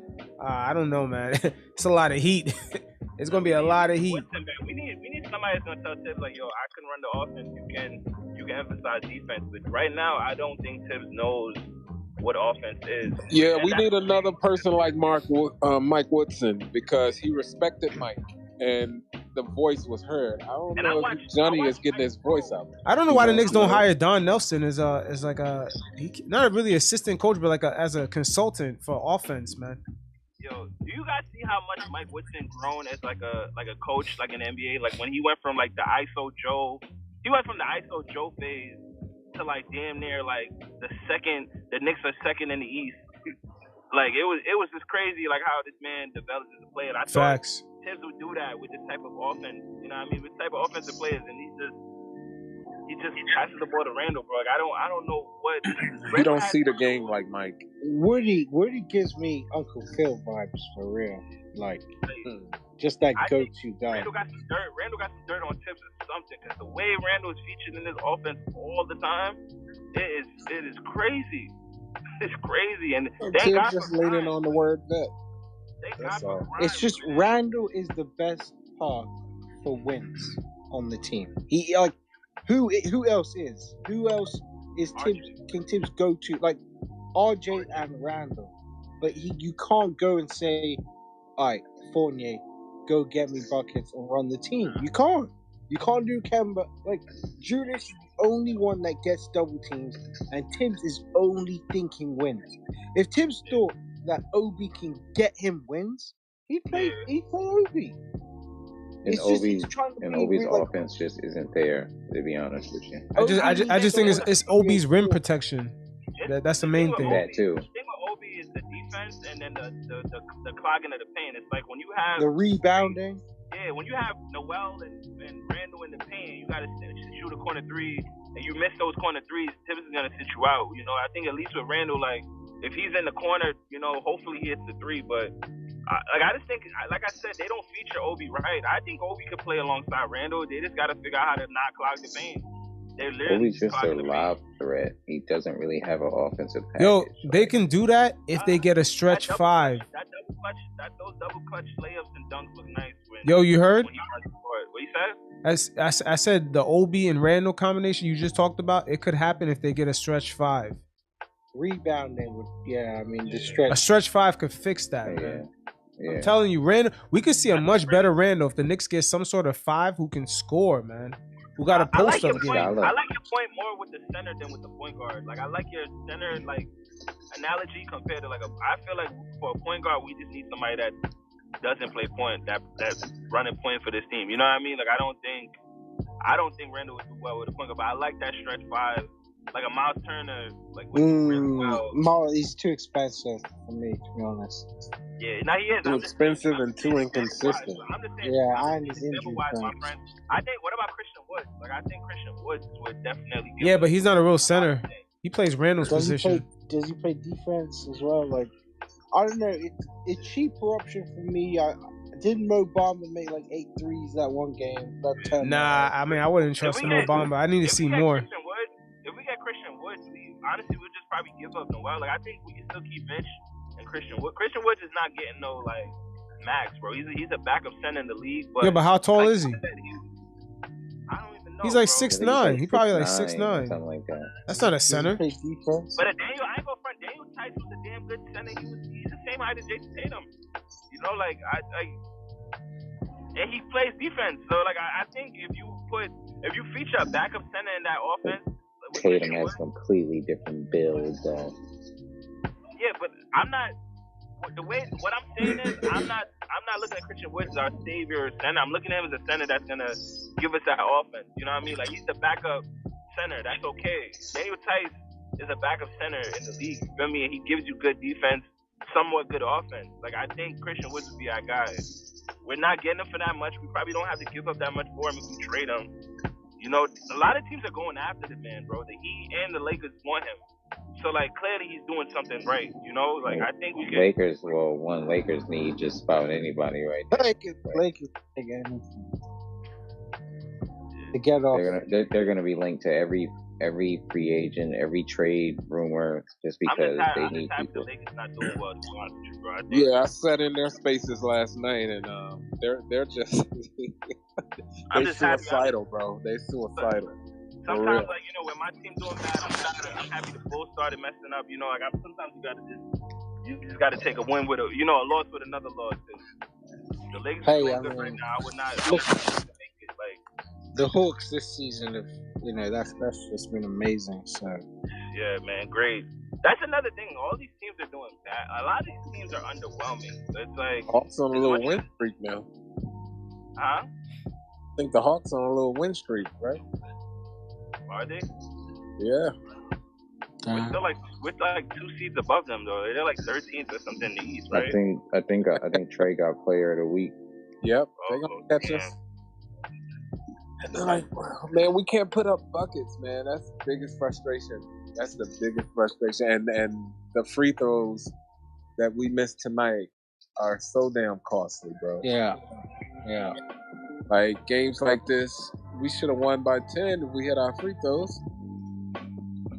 It's just disgusting. Let me ask you this. Let me ask you this, right? You see, the Chicago Bulls were pretty much same situation as us maybe 3-4 years ago. The off-season that they had, this granted, the Knicks have never had a player in the last God knows how many years like Zach LaVine. Like, we haven't had a Zach LaVine on our roster for a while. But they signed DeRozan, Lonzo, Caruso. I think they drafted that Ayu guy, and their top 4 in the conference, and they're a legit team. The Knicks could have done all the moves they made. We could have pursued Lonzo. We could have got DeRozan. Hear me out, bro. I'm not saying we should have. I just want to get your thoughts on this. No, I agree with they tampered, bro. At the end of the day, they tampered. We could have gotten DeRozan, but DeRozan might be the Lonzo Ball, the Lonzo Ball deal was made before the offseason even started. Correct. But I also feel like playoffs count, bro. And DeMar never shows up in play. Like, he's a good season player, but literally LeBron was made off of like the whole man of like DeRozan freezing up in the playoffs, bro. And I just think we're gonna see a whole different DeRozan this playoffs that is gonna remind us like why we didn't sign him. You know what I mean? Like, he's a disappointment in the playoffs, bro. Like that, and it's been like that for years. DeRozan always has these wonderful stats in the season. They always compare to Jordan. They always compare him to like a notable player, and then in the playoffs he's like shelling himself. Like, but has he played with someone like LaVine, where like come crunch time, DeRozan just needs to play. He played with Kyle. Like he played with good players, bro. Like DeRozan, for me, I think this year. I totally hear you. He's underperformed in the playoffs. Bro, that Raptors team literally didn't change a player other than DeMar for Kawhi Leonard. Yeah, but Kawhi Leonard. That's not fair, y'all. That's not fair to DeMar, though, y'all. DeMar had LeBron James in his way every year. Y'all, that's not fair to DeMar. I mean, when you run into the king, bro, that was it. Yeah, LeBron stopped a lot of careers, bro. Paul Pierce at 36 years old cooked the Raptors with DeMar DeRozan on that team. Like, we cannot act like DeMar has been. Okay, the Nets destroyed. I think it was either the Nets or the Wizards that, like, Paul Pierce was on that team as an old ass man cooking them. Like, and it was just Paul Pierce. It wasn't John Wall. It was Paul Pierce cooking like those men. So it's like I was never big on DeMar, bro, and like I'm sorry, you feel me? Like I don't know.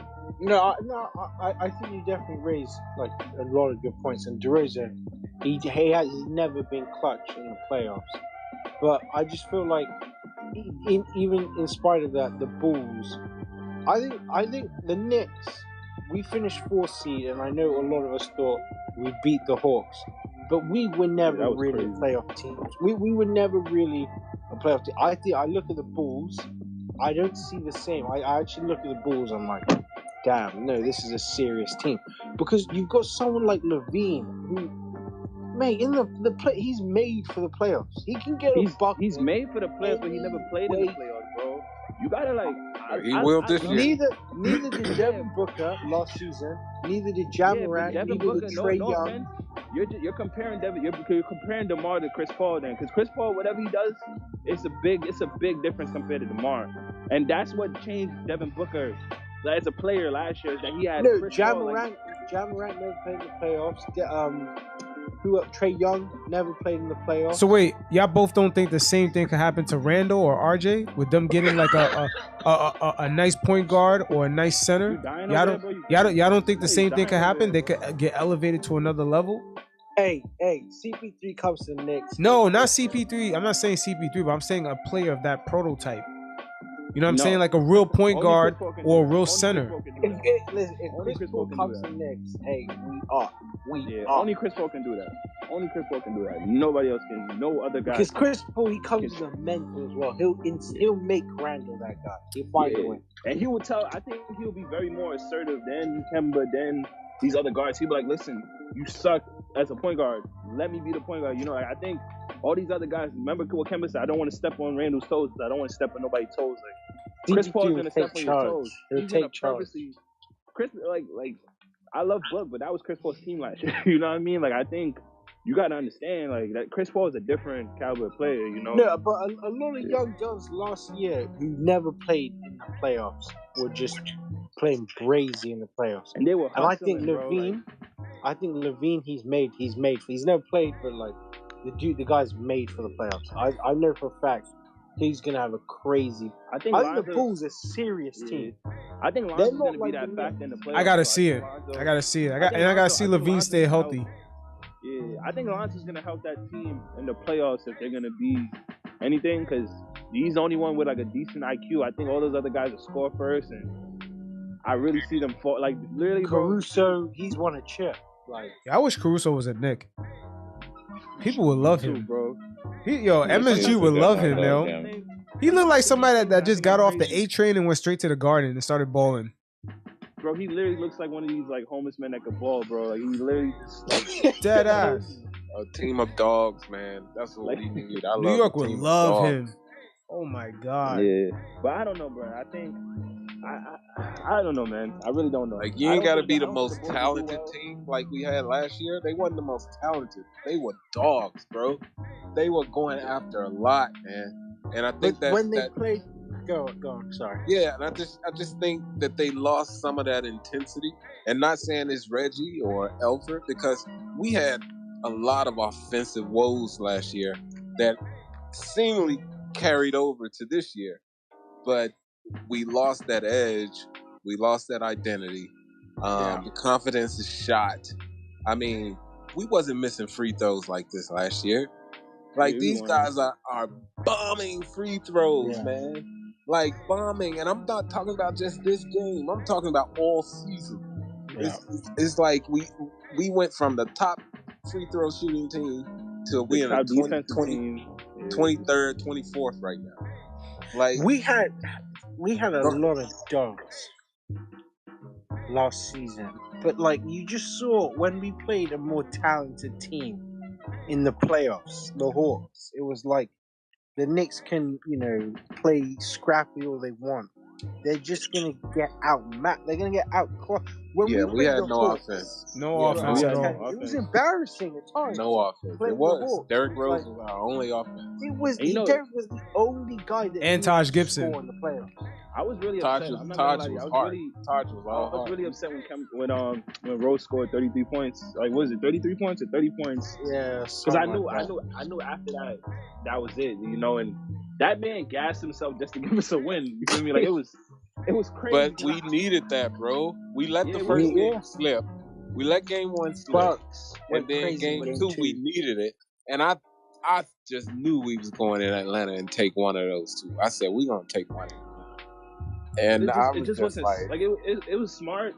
I think it was one of those things where we were just happy that we had a win, but it wasn't smart because once we lost Rose, we lost. Like, you know, and I think the energy in that building made all that happen. That was just the energy in the building, and I think his just competitiveness just took over. So we can't kind of blame Tibbs and all that. You kind of got caught up in. It was a do or die situation. We could not leave New York down 0-2. Yeah. Couldn't do that, bro. 100%. But I just feel like once we see what you're saying, it was momentum. You're saying it was momentum, but I really felt like Tibbs was just like, yo, I need you. He pulled this Steve Nash where he was just like, yo, KD, I need to win. My job's on the line. You're gonna play the whole game. You know, like literally that's what I think. That's what Tibbs tells Rose, like, yo, you're gonna play the whole game because you'll figure it out and you're gonna burn out. But guess what? You're gonna still play. You know, you're gonna have like 48 hours to like fucking heal. But it shouldn't have happened, bro. He gassed out. Like, I saw it. Like, literally, you watch his knees the rest of the games, and I was just like, damn, bro, this man gave us his all for one win that we needed to celebrate. You know what I mean? And we got a gentleman's sweep. Like, it was crazy, bro. But I just felt like at times that series, I mean, it was just painful just watching the oops to Capella over and over again. I mean, if we had Mitch, man, would have made a little difference, and the other players hitting their shots. It wouldn't have made. They had Bogdanovic hitting threes. They had Will hitting threes. I think Herder cut through the middle. Trey hitting threes. The way they was going to the paint, bro, it was crazy. The way they were going to the paint on us was we had they did that at the end of the series, not in the beginning. John Collins was quiet in the first 3 games. He was quiet as a church mouse. But we can't be too mad because the Hawks did that to everybody. Yeah, it's true. It's true. But that's the talent I'm talking about. I was so happy. I'll be honest with you, bro. It was, you know, I don't know. I kind of found myself rooting for them against the Sixers. Yeah, I was just like, yo, please. Same. I can never root for Trae Young. I'm sorry. I can't. I rooted for the Sixers. I hate Trae Young. No way. Yeah. I hate Trae Young, but no way. I didn't hate Trae Young because we brought that on ourselves, bro. He didn't do nothing to us. Nah, man, you don't do that. We had spitting on Trae Young in the games and stuff. We spitting on Trae Young. And we fuck Trae Young. Fuck him for what? Trey is folding. Yo, Trey looked at us and said, okay, bet. He's bowing down and doing all that. Nah, we was acting a fool, bro. We was acting a fool in MSD. Yeah, man. We was acting a fool. Hey, out in Atlanta, Knicks fans, Trey went all the way to Atlanta to chow that guy, man. It was crazy, bro. It was hilarious. He sunned us so bad, bro. But yo, you guys remember game 1 when they put Frank Ntilikina to guard Trae Young at the very end? Yo, I swear to God, this year Tibbs is about to do the same thing to Grimes. I'm gonna be sick. No. I'm gonna be sick if that happens. Oh yeah, Grimes different. Grimes is way different than Frank Ntilikina. Frank literally didn't play at all that game, and then came in for defense purposes. Grimes guards you with his body.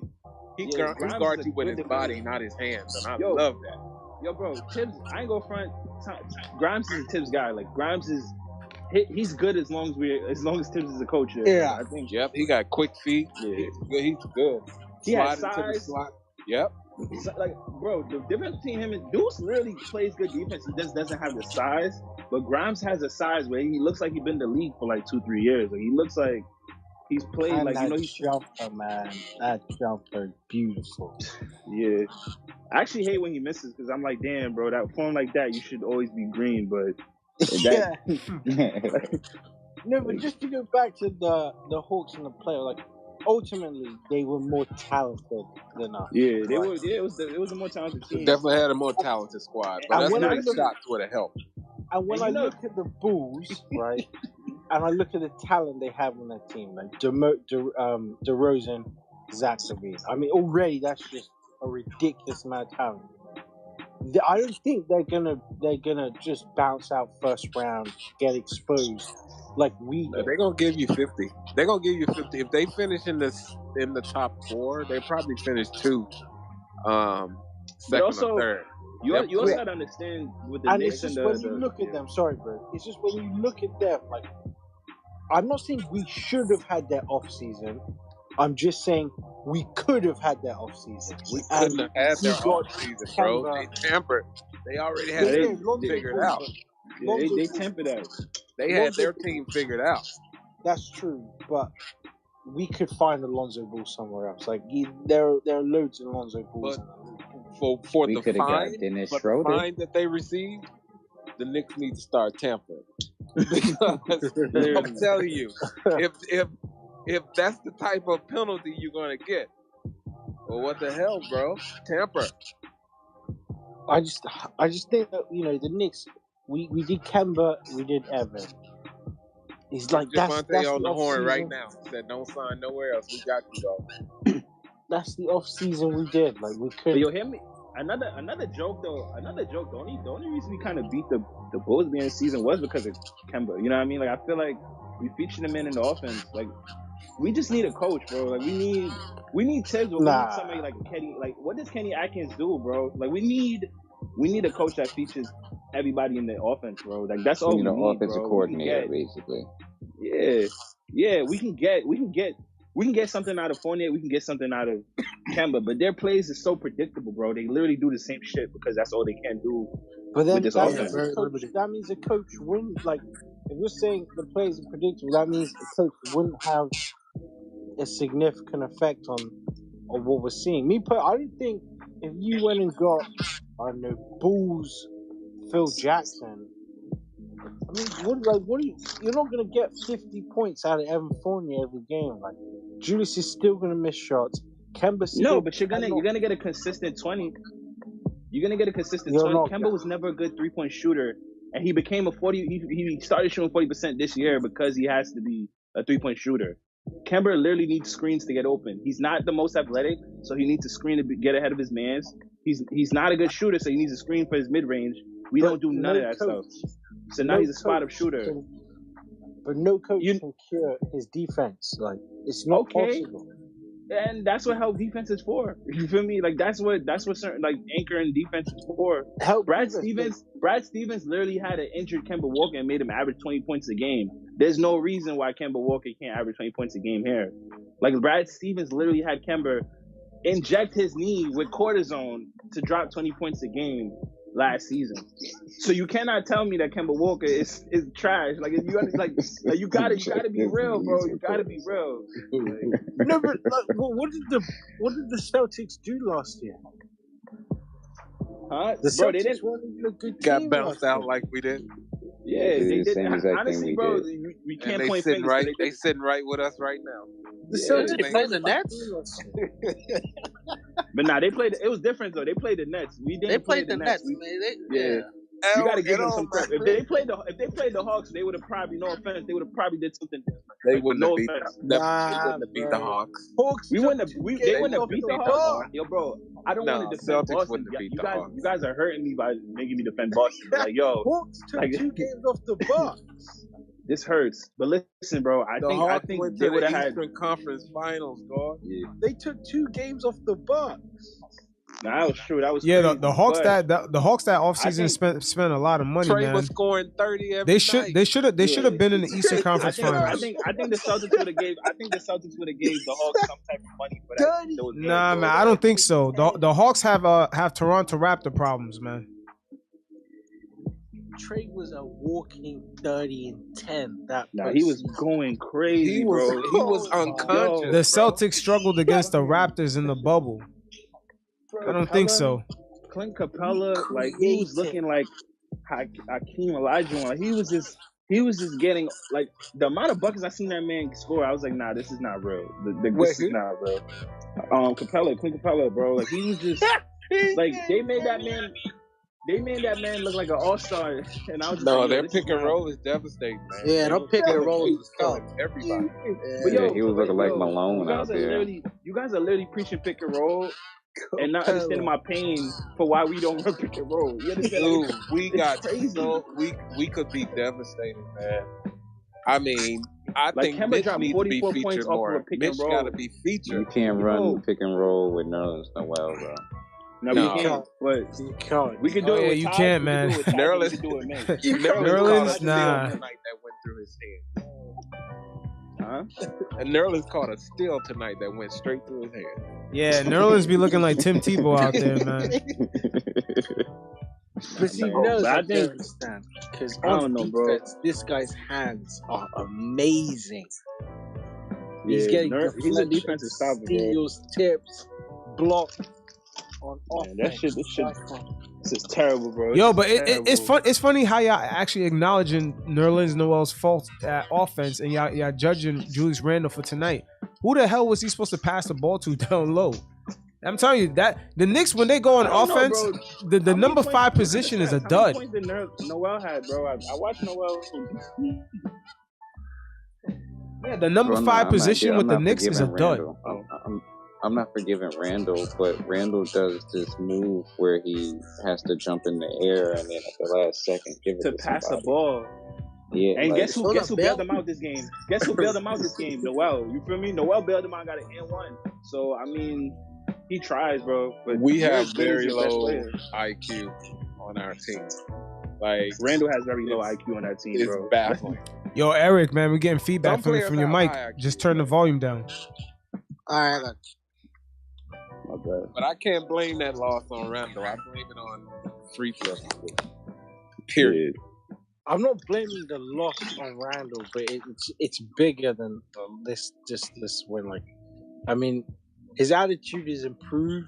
We hit our free throws. We're not talking about none of this shit. But if we lost the next game, then we would. It's bigger than just the next loss or missed free throws. It's been just his attitude. It's just been his attitude the whole season for me. Like, you just see it: the hunched shoulders, the moping, the arguing, walking down the court. With they had the 19 ball. turnovers. Ask me how many points off turnovers. It was it's when he takes the ball for those ISO plays, and there's no one else in the court on his team. Like, he doesn't look to pass. Like, it's those things that he's done this whole season that maybe he was doing all of last season, but no one cared because he was making shots. Yeah, well, that's how he got exposed in the playoffs. They double teamed. Correct. He didn't know. Yeah, he didn't know what to do after that. And that's another thing. The playoffs kind of make you who you are in the league, right? So people figured out. RJ didn't hit. Burks didn't hit. Nobody hit in the playoffs. Except Derrick Rose. And then Randle get triple teamed. They used to leave Bullock open, and I'm like, damn, look at this shooter and brick. Like, it was just crazy. I actually felt bad for Payton. I was just like, yo, no lie, it might not be solely his fault. Nah, all my life I could never feel bad for Payton. Payton was missing wide open layups. Nah, yeah, that was. He would get to the paint. Payton would get to the paint and miss a layup, and I'm just like, damn, bro, your mom just tweeted how good you are. Like, you let your mom down. Like, Payton is the worst basketball player I've ever seen.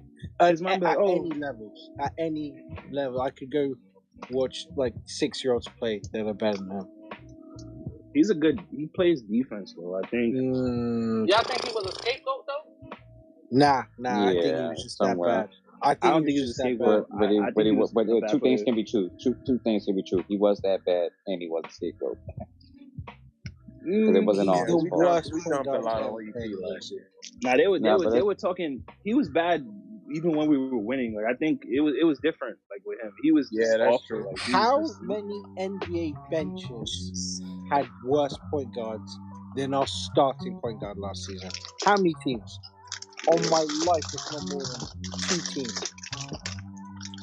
We had a G League point guard starting on the Knicks last season.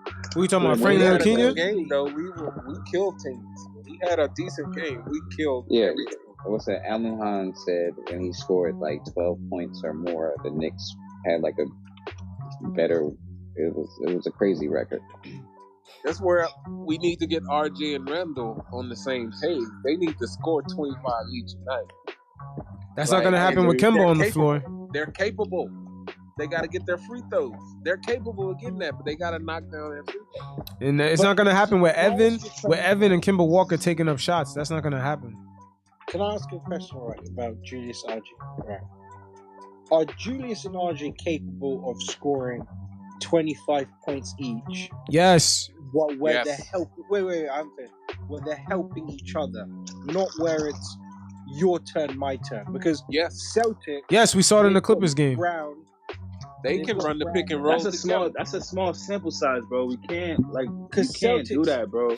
The Celtics they didn't have two of their best players. Yeah. Celtics got. Sorry, bro. Go ahead. No, you go, bro. You good. Yeah, Celtics. They've got Brown and Tatum, and they score 25 a game all the time. But the reason they mess up and they lose so many games is because it's literally Tatum takes 5 possessions, then Brown takes the next 5, then Tatum takes the next. Yeah. And if one of them's cold, they're screwed. Like, they're not helping each other. It's not like a Kobe and Shaq thing where they're helping each other get each other's offense. So can Julius create for RJ and vice versa, and the Knicks actually like win games? Hold up. Exactly what you just described sounds like a coaching issue.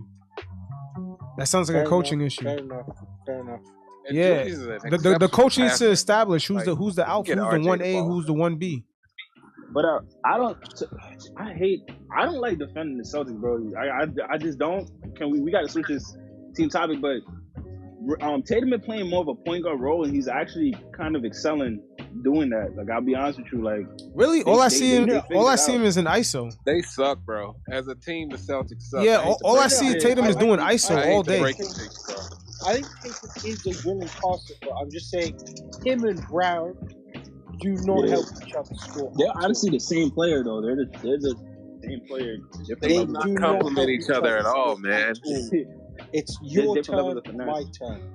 And that's what I see with Randle and Barrett. It's Randle will take up 2 possessions of just dribble, ISO, brick, and then RJ will drive to the lane. Like, I don't really see them. I don't see Julius really setting screens for RJ or Julius making back cuts. You know, we need some offensive schemes. We need some plays, Grant.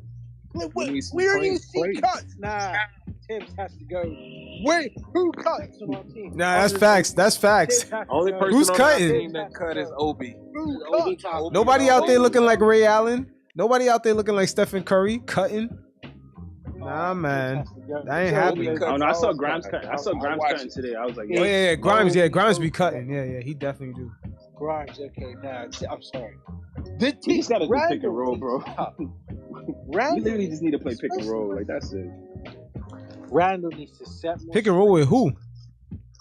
With Randle, bro. Randle with who? Randle can literally pick and roll. Kemba and Randle pick and rolling. RJ and Randle pick and rolling. Anybody with IQ and Randle pick and rolling is good. IQ and Obi. We should have is crazy. 4 to 5 set plays that we run that are automatic buckets that we do not run, and it's so freaking frustrating. You got Mitch there who can just lift his hands and put the ball in the hole, and we run no plays for him. All that dude do is catch offensive rebounds and dunk. Like, literally, it's bad, bro. Yeah, but that's Tibbs' fault then.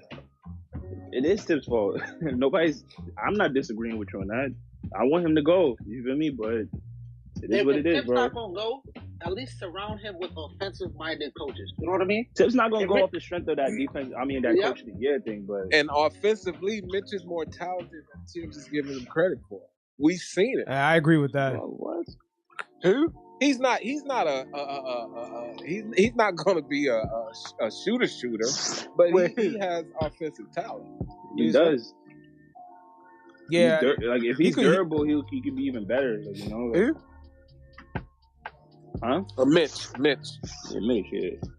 I don't know about that one. We're gonna have to pump the brakes on that one. On what? On what? Him not being... Mitch's offensive talent. I mean, I haven't really seen much. Yeah, I would say this. Mitch could do some things outside the box, but does he have the freedom to do it? Not really. Yeah, I mean, Mitch beat somebody. Who did Mitch beat off the dribble the other night, bro? Yeah. Plumlee. I was thinking of that once you said that. It was Plumlee. Mitch, he wants to. I think he wants to do shit. It just. Yeah, he wants to do it. Off-season, he don't need to be creative. We see the off-season. License too. We see the off-season videos of him jacking up those threes, but we also see Ben Simmons hitting threes as well. Yeah. So. And we see Julius Randle cooking people in off. We see RJ. We see Brickley. We see Brickley train all these guys. Plumb it up. Yeah, I can't go by those Ben Simmons mixtapes, off-season mixtapes. Go by those, man. It's like when the hand is in your face, what do? It's like, Ben Simmons got a jump shot every off-season, man. I don't know about that. I don't know why we didn't dominate this team tonight. They were offensively and as a team, they were so beneath us, and I just couldn't understand. We played so well. Like the thing is, like we really had every chance to win this game. When you go inside the numbers, you look at their turnovers. The points we had off their turnovers, we gave the turnover right back most of the time, and then our free throw shooting, like this really hurts us, bro. Like, simple things, bro, that we keep messing up on. What were the numbers on threes as well? Is anyone there? Oh, I don't remember the number on threes, but we was decent. We wasn't getting tore up from the 3-point line. They hit a couple of times, threes. We gonna figure this out, bro. Yeah, the threes were about even. They made 12, we made 13. It's about even. That Darius Garland 3 was just huge. Yo, but 3-point shooting tonight was pretty much even. Fast. That was his only 3 of the night, right? Which was a travel, by the way. But that 3 wasn't the dagger. It wasn't a dagger. It's just that we couldn't execute what we needed to. Like, when RJ took that 3, we didn't have to go for that. Like, it was a 1-point game. No. Also, but why didn't Randle just go to the... Yeah, I don't understand Randle freezing up. Yeah, exactly. Julius, okay. We got the rebound 18 seconds, right? So we could have called a timeout there and then 18 seconds. We decided not to. We took it up. Julius held it, gave it to RJ with 10 seconds left. I'm not blaming Julius for that, but I don't understand why he took so long to do it. Well, even Tib said in the post game, he thought RJ could have drove there. He's been driving so well all night. With 10 seconds, he would have got the foul. He would have got the N1. I think RJ shouldn't have shot it. He shouldn't have. But I didn't like how... we didn't. That's why I said the IQ comes into play. We didn't need a 3 right there. We could have went ahead with a 2. Yeah, we could have got the N1. And you play your defense. I think the 2 would have tied it, No. I think at that point we were down. It was 93 to 94. 93 to 94 at that point. Yeah, a 2 would have put us up. And then a 2 would have put us up. And we didn't need the 3. So I thought he could have drove there, and that's what Tibbs thought he could have drove. You had 10 seconds left in the shot clock. But what was the play that was called? Because tonight, every out of timeout play that I saw was just horrible. I don't think that was out of a timeout though. And you saw the comparison. Anytime Bickerstaff had a timeout, Evan Mobley was getting 3 alley-oop, 3 cuts to the rim every time. And we were getting turnovers. Yo. Hey, my bad, y'all. Hey, I didn't get to watch the Knicks game, man. Somebody tell me what happened. I'm scrolling on Twitter and all I hear is IQ is chucking up shots. IQ played okay. IQ played okay. IQ had an incredible... IQ chucked up a stupid ass 3 though. The last minute of the game, IQ chucked up a flat 3. They said he went. How was it incredible? They said he went 1 for 9. Yep. Damn. Thank you, sir. Them Julius Randle haters, man, they're tweeting up a storm tonight. And this is when the bias comes into play that we don't want to talk about accountability. Yes, me and Kemba Walker, but we don't hold nobody else accountable. That's what I'm talking bro. about. That's what we were just saying. No one else is hitting shots, bro. We put everything on Julius. We put the microscope on Julius, and the things of the cogs around him are not cogging. No, I hear you. But my question is, why is like IQ when I see him now, he's dribbling and holding the ball, and I hate it. But when I saw him in the summer league, they were cooking. All of them, the ball was Rose moving. is not like, on the why team. can't That's we get why. to That's that? why. Quickley is not a natural. He's not a natural point guard. He's a two guard. So I think him getting that role as a point guard right now is kind of difficult for him. But when he wants to Quickley's score pushing first, the floor, no one's pushing with him. He has to push it back out because no one's. There's a guy named Obi Toppin that definitely pushes. Obi's not on the floor. Yeah, Obi's not on the floor. Yeah, the 6 minutes Obi gets to play. That's the thing. But that's it's crazy because that's where they at. I just want to say that's the issue Derrick Rose was having, because why is Derrick Rose older than most of these guys? But when he's on the floor, besides Obi, when Obi's on the floor with him, he's the only one trying to push. Everybody else is behind him, so he got to make a play out of nothing. Because they like, I feel like they tend to don't understand is that fast break points are literally sneaky points that add up at the end of the game. They don't know nothing. We have no fast break points ever. Like we're the slowest team in the league. Yeah. And that's sad. And that's when we get rid of a couple of these players where Reddish come into play. That's also a Tibbs offense, though. And we cannot play against the zone. Tibbs' offense is to slow it down though. Like that, like he has the old Eastern Conference offense where it's like we're gonna just grind you out and like play slow. But it works if we playing what defense. Year is if we playing defense and hitting shots, it worked. But you definitely need to score off the turnovers and get your transition buckets. The last in the league in pace worked last year. Because we had dogs last year that would defend for 48 minutes. Yeah. This last in the league in pace will not work this year with Kemba Walker and Evan Fournier. That's not me criticizing them. It's just saying that this year bro. we just don't have the dogs that are going to defend for all 48 minutes. So you spot on, bro. Those guys are not. If our offense was really moving, pushing up the court, you're really not worried about how slow Evan is, because when he gets to his spot, you have already trapped the defense enough to kick it back out to him. He's right where he needs to be. Like, but we're not pushing the ball at all, bro. Like, we don't have a point guard. We don't push it. We don't. It's just IQ brings the ball up and he's just stagnant. He just dribbles. He dribbles for like 10 seconds. You catch Evan in rhythm, he's butter, man. I'm telling you. You catch him in that rhythm, he's usually butter.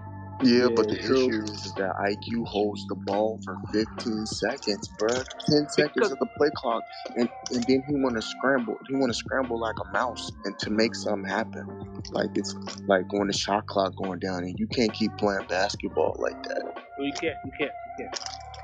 It's like, it's not like I could see if it was every once in a while. No, it's like I think he just wants to make the right decision, though. I think he just. I don't know. He's not used to being a point guard, though, right? Yeah, I think in the half court today, IQ, he executed. Like, he got Taj on a couple of those pick and rolls. Like, he was our offense for. Was it either the first quarter or the second quarter? Yeah, he didn't have a good shooting night, but he directed very well. But that's because you're asking. Like with IQ, we were great. We were up 6, and then the starting unit came in the second quarter with like 4 minutes. Hold up, just real quick. I looked up the Knicks pace. The Knicks are dead last in pace.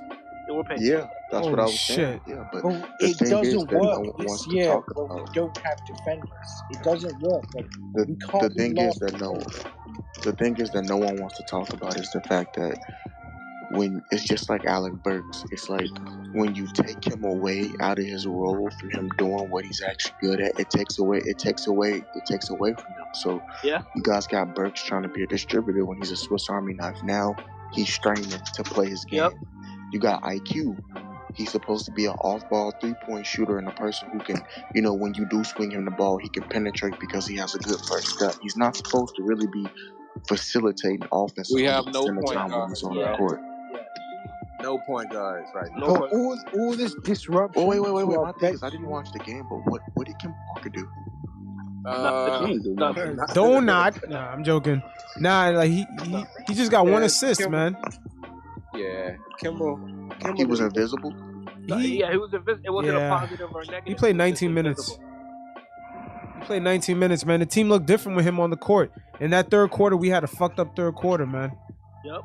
You talking about with Kemba on the court? Yes, he wasn't even in the court for the whole fourth quarter. Tibbs went with the young guys. And that is crazy. No Evan in the fourth quarter, and no Kemba. This ain't the first time. No. Whoever said it's not. Honestly, this has been the whole season with Kemba though. That's always the game. Not really. At the end of the day, brothers, we hit free throws. We're not having this conversation. Like we would have killed them by 10 points. We would have killed them by 10 points. I hear you. That's the problem, y'all. Y'all game shouldn't. I feel like the fact that y'all wouldn't have this conversation just because they hit the free throws is the problem. Like, it shouldn't come down to these free throws. It's like, man, we these missed. guys should be playing. How many we missed?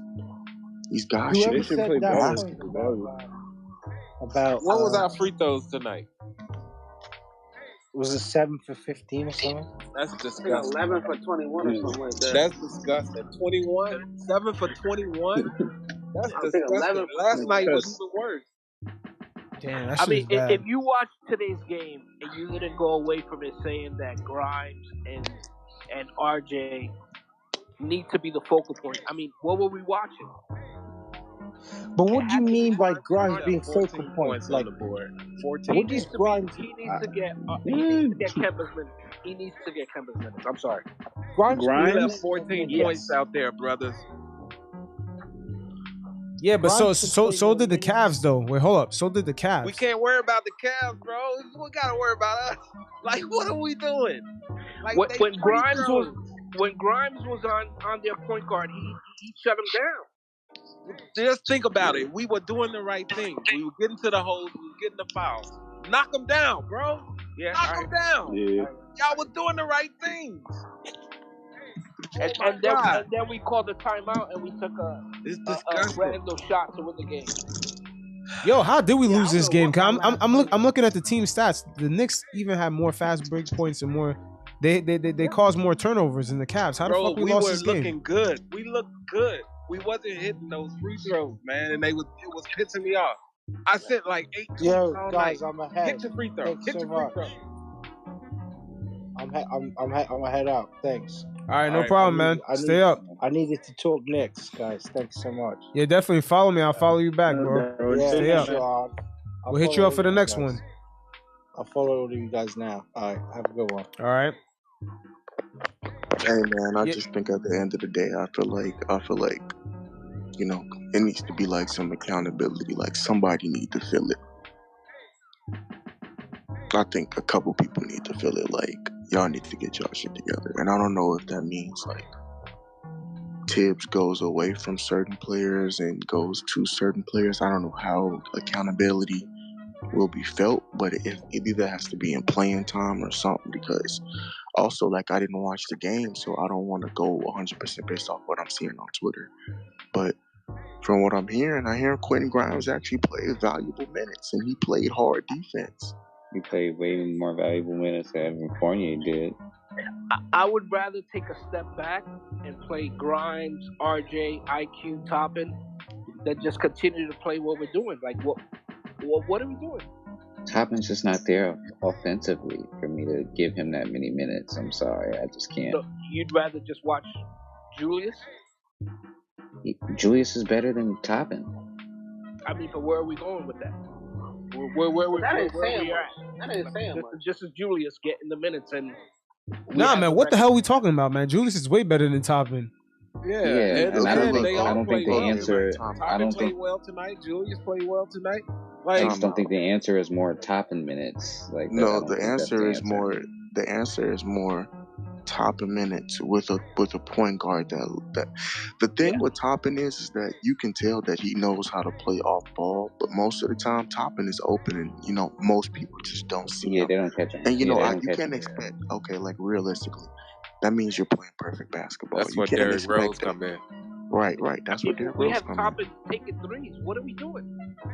in. Yeah, and that's him trying to. I think that's him trying to compete with Randle because that's what he knows that New York wants. They want a power forward that can shoot threes. But it's like Obi Toppin just need to stick to his game. Like it ain't nothing wrong with playing off ball, catching lobs, getting guys in a post up, bagging them down. Like well, here's the deal. I don't know who's going, Evan or Alec Burks. One of them are going. Cam Reddish will be in there. He's going to be the slasher. He's going to be the guy that's going to extend the floor. People got to get into the right spacing. Randle clogs the floor sometimes. He don't understand. You can't run over to the weak side with your man thinking you're going to help someone get open when you're double teamed over there. Like, it's just disgusting sometimes. And we have to just understand that once we offensively start to get into a rhythm, they have to maintain that. They have to be consistent. You can't miss free throws, bro. At the end of the day, you can't miss free throws like that. And for the last few games, our free throws have been abysmal. We've lost a lot of games at the free throw line. And who's missing most of these free throws? RJ and Randle. RJ and Randle. My thing is, I'm not gonna hold I'm not no RJ Barrett apologist, but at the end of the day, RJ Barrett not getting paid the big bucks. It's Randle, so he's about to get paid the big bucks. Yeah, we can't use that as an excuse. He said he wanted to be great. Show us. Something like that. You can't be in the 60s. You can't be LeBron you can't have LeBron like foul shooting and not have LeBron like offense. You got a point, but at some point, like I said, it all goes back to accountability. And I feel like the thing is, I feel like y'all honestly just started the season off all wrong. The mojo was just all off. You could clearly tell that the pecking order was off. Like, you could clearly tell the pecking order was off. And once Julius Randle didn't show up like he was supposed to, and it was like, I just feel like when y'all grabbed Kemba Walker, it kind of just set him up for failure because they was trying to push this. Somebody's snoring. Because they was trying to push this hometown kid narrative, and I feel like it really messed up New York basketball for the most part. What y'all had trying to push this hometown kid narrative, I feel like it really messed it up. If you can't tell if Kemba got rest, do you think it's Kemba got rest days with the Celtics and still wasn't available for the playoffs? And then Kemba got a whole he missed a whole 9 games through the left knee soreness, and when he came back, still wasn't visible. And then he was still questionable again for knee soreness. It's over with. Kemba Walker's no more than a bench player, like at this point. I think the team know that. Wait, so hold up. Let me ask you a question about your pecking order. What was the pecking order you think the team should have started off with to start off the season? Going back to what you said. The pecking order should have been Julius Randle, RJ Barrett, Derrick Rose, Alec Burks, IQ, and then in that order, like that's how the pecking order should have been. How was it in your eyes? How was it though? What did you see? The pecking order? Yeah. I saw them trying to get on guys like I saw it being Julius Randle, Evan Fournier, and Kemba Walker. Yeah, I kind of seen the same thing. I was like, what the fuck is that? Yeah, that was how we began. Because they kept trying to push. And it started off pretty hot. Let's not lie. We started off pretty hot, hitting a franchise record of 24 threes in a game. Like we that thought was the we first were game, and then every game. No, it was the first 5 or 6 games. No, because the first 5.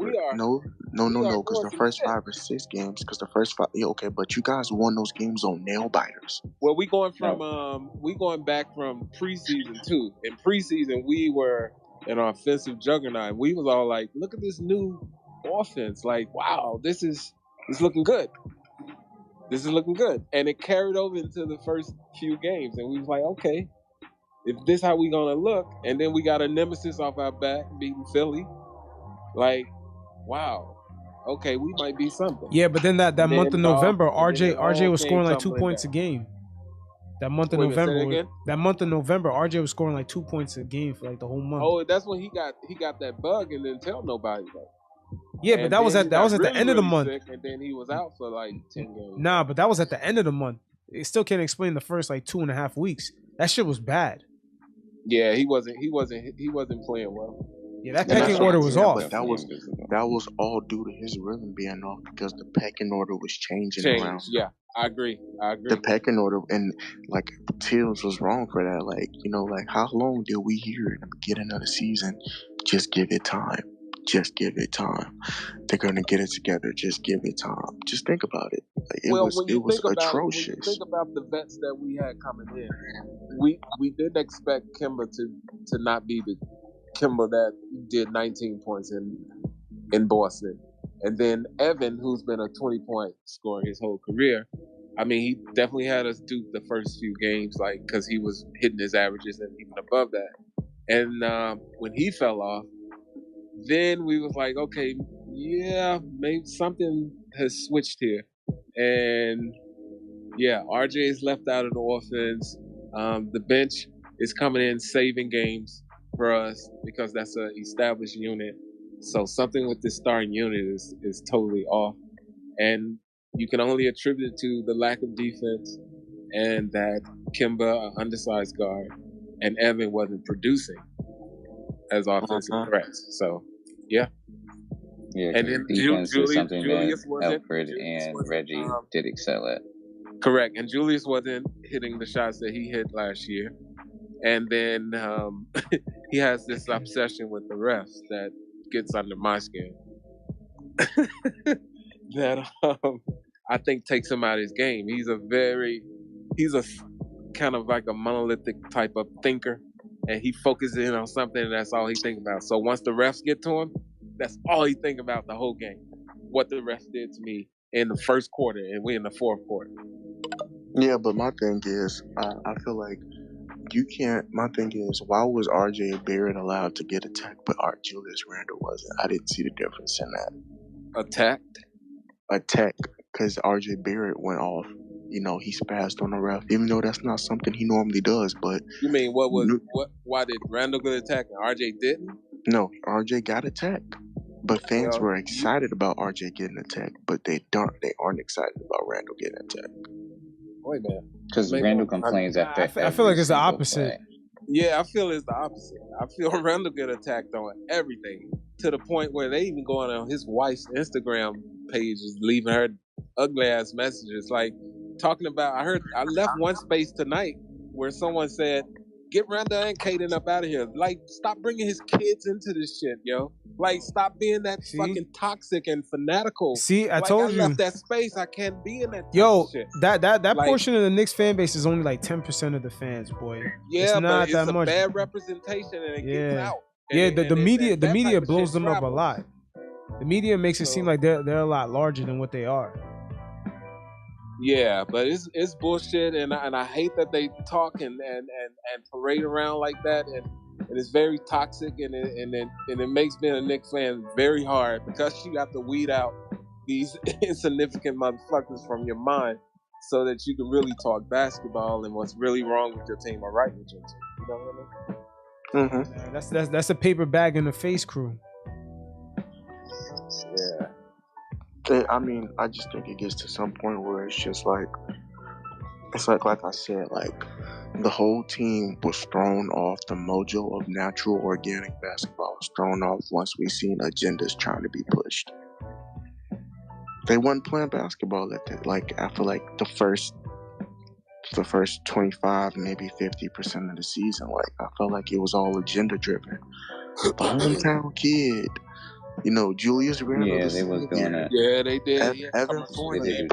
They were playing political basketball. Oh, then we need to get Evan Fournier on. And the only reason why they cared about getting Evan Fournier on is because they just gave him $80 million. Like, it was just all messed up. Yo, they're not done yet because now we got Cam Reddish. And it's gonna be politics right there too. We traded a pick for him. Yo, he's due a contract at the end of the year. And it's I believe they got plans. I'm not gonna make any judgments on that one right now. I believe they wouldn't bring that type of talent here to make him ride the pine. Well, what kind of talent is he though? You say that, but what has he done? He hasn't had. He's only been in 2 games, so he hasn't done anything. Now I'm talking about as far as him being in the league for 3 years. Him and Knox is almost like the same thing. He's a good player. I just think he's better than Kevin Knox. I feel like the marketing that he's gotten in promotion through the NCAA has been good.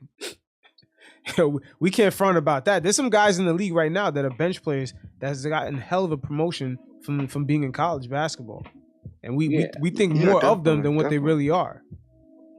But my thing is, the problem with Cam is that he hasn't gotten a chance to spread his wings because Atlanta had already chose their guys. Correct. And I feel like Atlanta can make the same case for Knox. They can make the same case for him. We already chose our guys. We left him on the bench for almost 2 years. Knox had a lot of different regimes. I'm not saying one guy is better than the other, but they're both in the same situation. Both in the same situation. Both players teams. I refuse to believe they brought Cam Reddish here to just have them to just ride the bench. Yo, okay, so right now, name the players that he's gonna eat up their minutes. Because easily there's 9 guys. There's 9 guys already ahead of him. Or Fournier gone. Fournier or Burks. Yeah, it's gonna be Kemba too, though. Y'all really think the $70 million? Y'all really think Evan's gonna get less than 28 minutes a game? I'm saying the front office got a plan, and I can't really make any judgments on the team until after the trade deadline because I know they're making room for Cam somehow. Right now, as of right now, there's 9 guys ahead of him. Yo, I can say 9 guys ahead of him right now, and that's being kind of light. 9 guys ahead of Cam Reddish right now as far as minutes. Easily, you can easily name 9 players. You don't think RJ has something to do with Cam getting here? Not really. I think that's the whole reason he got here. I think RJ had a lot to do with Cam Reddish getting here. And that's why all the talk about Zion come to New York too. I think it's a whole plan. I'm not going to really get on that plan right now, but I think it's a whole plan going down. I don't know about all that because at the end of the day, I don't think that Zion should happen. Yo, I don't think that. Wait, hold on. One thing I gotta say. One thing I gotta say. Zion can make history by rejecting his rookie extension. That'll be the first time we ever seen that. He'd be a fool to do that. I wouldn't be opposed to Zion coming to New York if he could just stay healthy. Yeah, but Zion would have to make history. He gets around RJ and Cam, he's gonna stay healthy. Nah, man, New York got that. New York got that. They gonna come here and say they got unfinished business with college. And they got unfinished Uber Eats, man, with that guy. I don't know. They'll get them together, man. Yo, but history is gonna have to happen for him to come here. He's gonna have to reject that rookie contract. That's gonna be the first time ever first overall pick rejects his extension. That's insane, especially an injury-prone player. That's an injury-prone player too. Yeah, that's what I'm saying. Like, as of right now, we know his potential, but I'm tired of paying these players off potential, bro. Exactly, me too. Like, that's what Derrick Rose was talking about. Like, you give these kids all this money and they ain't even accomplished nothing in the league. But then a lot of these kids need to be thanking D Rose because the reason why they get paid is because of him. So it's like, I don't know.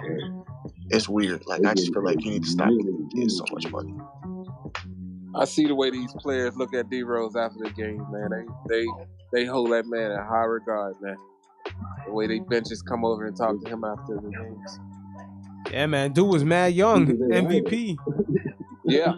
They pattern their games off of him. He was their idol. They looked up to that man. Yeah, my thing is with the Knicks, like I said, they could go, like, it's no coincidence when he got here. You guys went on that nice little win streak and you guys went 24-11. That's no coincidence. Of course. But it just seemed like y'all went away from that. It seemed like y'all went away from that. Like, what was working last season? It's not the same this season. Obviously, new players and all that. But y'all went away from that. I mean, I think the major thing that is missing is Julius Randle hitting an amount of difficult shots and them going in. That's what's really missing. But with the way RJ is playing, he don't have to. He don't have to. He has to stop making those stupid ass mistakes, costly ass turnovers, and hit your fucking foul shots. Like, you know what's crazy? I don't even remember him doing scoring 20, 25 points a night, which is pretty cool. He's a 20 and 10. He's a walking 20 and 10. Get it? But to what extent? Because sometimes those be empty stats. Yeah, he do. When they empty, when the team around him is not showing up, because Julius is dropping dimes, bro. Team is not hitting. Team is not hitting. That is true. I know you can't put it all on one player. I get that. But for me, it's more of like. I didn't know IQ was 1 for 9. I would have thought he hit more than that tonight the way he played. IQ be having sneaky bad shooting nights. People don't even be paying attention. His shot but he be having he been taking some boneheaded ass shots. Yeah, man. I love IQ. I love IQ. On Julius. You can't, bro. You can't. It's back to Julius. Like, I'd rather him have a 10, 15-point game and he impact the game everywhere else. You know, let everybody else see that him try to force some shit to the hero. You know, it's the same story. It's crazy. He wouldn't feel like he had to play hero ball. I feel like Julius is way better when he doesn't score a high amount of points. Like, you ever see those games where we win? We've seen it, but I feel like him and RJ can coexist. You know? Like they could both get high volume, put up a lot of shots. They're devastating. Him and RJ, Julius and RJ. Did you see them in that Clippers game together? Yeah, exactly. Like they were amazing. Yeah, but that was against a team with two of their main guys gone. Right. That wasn't the Clippers, though. That wasn't the Clippers. That's true. That wasn't D Rose, man. D Rose takes a lot of weight off the deep shoulder. And I know you. He does. I know y'all see how they need that unit need D Rose, man. I was just about to say I know y'all see how different Obi and IQ play when Derrick Rose is on the floor, man. They look like superstars. That's what I was saying, bro. Just like think about it, like. Just like a month ago, we were all talking about how to bench is starter material. Like they're outplaying other starting teams. They were outplaying. They were running other starting teams' bench and their starters. They were running them. So it's like. Well, I saw Derrick shooting buckets. That's the only thing that make me happy. I mean, he's close to coming back. Yeah, but I don't. My thing is, but then you get articles on Twitter talking about if a 33-year-old Derrick Rose is your best player, where are you really going? It's like, that's so disrespectful. It's like, I don't see nobody talking about a 36-year-old Chris Paul or LeBron James, 7-year-old LeBron, or Kyle Lowry, 35. Derrick Rose don't care about that shit. That's why I love Derrick Rose. He don't care about none of that shit. He don't give a fuck about none of that. He don't give a fuck about that. What people are saying. He's gonna go out and rock his game. He's not even gonna look at other teams play. He's gonna play with the Knicks, go home and be with his wife and kids. Like, pretty much. Yeah, you don't go out there and do what you gotta do, man. I would just want to see what the team would look like if Kemba ran the bench, because I feel like either lineup. Kemba gotta go, man. Kemba gotta go. I'm sorry to Kemba lovers. Like, we wanted that homecoming story to be right. We wanted it to be true. We wanted it to be glorious. We wanted it to be the Garden. We wanted him to own it, but it didn't happen. It didn't happen, y'all. So I knew as soon as we signed him that it wasn't going to be what we expected it to be, you know? I can't lie, I was excited. I was excited. When we got the cheat. I said, he's coming. Fournier is a bucket. I was like, okay, we've upgraded in talent. I never expect what I expected. I think they're shell-shocked. I know you can say this about anybody, but when Kemba wants to, like, he can create his own shot, but I feel like his play style is just hurting, especially hurting RJ, man. He's not letting him be RJ. Like, it's hurting his knees, too. Yeah, he's not physically able to do the things he wants. He's not, bro. That whole Kemba, I think the whole Kemba thing kind of threw off the cohesion, actually, if you ask me, particularly in the first unit. He just was never right to begin with. It's type good. You could tell he was running there. He was hurt, and you tell he was the way he was moving at the beginning of the season. He didn't look right. Yeah, we had two defensive holes. He was the main one, and then Evan. And then making him lie in an introduction today, like when he told that bold-faced lie, like why did he just lie? What, that he was gonna play back to back? And then also that he was fully healthy. I was like, yeah. Why did you just? And he smiled. Well, that's not up to him. That's up to our team doctors. And if they told him that he was fully healthy, that's on them. Now, yo, hold up, Kemba's mad political, man. I watched him do an hour interview. Yeah, I watched Kemba do an hour interview with Zach Lowe about his injury, man. Kemba was capping, man. You gotta be careful with Kemba. Kemba be playing his political games, man. He be trying to play this nice guy, bro. But I'm saying, would they will approve him being on team physically? About doctors when they looked at him and said, okay, and approved him through that. He had to go through a physical. Yo, whatever the physical showed OKC, it was bad, son. Because you know why? Kemba wasn't even on OKC long enough to even get a jersey. To even get a jersey, son. He said it out of his own mouth. They have no Kemba Walker jersey at all. I don't think they ever planned on keeping him. Nah, man, that physical was bad. Whatever they saw in the physical, it was bad. It was bad. I think Boston traded away a first-round draft pick to get rid of him. Who does when that? We got desperate to put butts in seats, they thought that the hometown story was going to be that big. Well, it was. They gambled. It took over. And you guys gotta imagine. Think about how blindsided Derrick Rose probably felt. Derrick didn't sound like Derrick don't care about that type of shit. Man. I don't think Derrick care about that shit. Derrick don't care about it. He said, "Come to the starter." Yeah, because he was being passive. You don't understand. He was being passive. Derrick don't care about Derrick that. Rose you don't want to pay 30 minutes. You don't want to pay 30 minutes. No, I don't know. Derrick on the ball and see how he can impact the game. That's gonna be his answer to everything. He gonna pay attention. He paid attention to that shit. Don't think he don't pay attention to that shit. He might not. He's the type that don't have the ego where he's gonna say something about it. But don't think he just totally don't care about that stuff. I think Derrick Yo, but what the hell? Wait, hold up. What the hell Derrick Rose is mad about? What is he mad about? That type of bullshit that ain't got to do with him. That ain't got nothing to do with him. It's not even about him starting, bro. He's gonna get starters minutes anyways. It's better that real talk. And he might end up starting anyway. Start is who you close the game. And Derrick exactly. always close. He brings up energy with the bench unit. Derrick cares about winning, but he won't say. The best way for them to win is for him. Imagine you got Kemba Walker coming off the bench with Immanuel, Quickley, Toppin. It's not gonna be the same. They're not gonna bring the same energy. It's gonna be Kemba. He cares about winning, but he ain't gonna say nothing. He just leave it up to the coach. You know what I'm saying? I think Derrick Rose playing 40 minutes a night. I don't think he cared. Kemba came through. He don't have to play 40 minutes. 30 is fine. 30 is fine. Yo, he can't even play 30 minutes a night like that. Yo, Derrick Rose is like 25 minutes a night, man. Yeah, he's playing 28 to 30. He played 30, to be honest. He played 28 to 30 minutes a night. It's just how you you got to start him and finish him. That way he rested in the middle. Exactly. The best way to do it is to start him. You could really stagger his minutes. Nah, he ain't got to be a starter. Derrick Rose don't have to be a starter. He don't have to, but if you want the best outcome for the team, I think so. You know what I'm saying? You got to think about it. He keeps you competitive. You don't have none of those bad first quarters.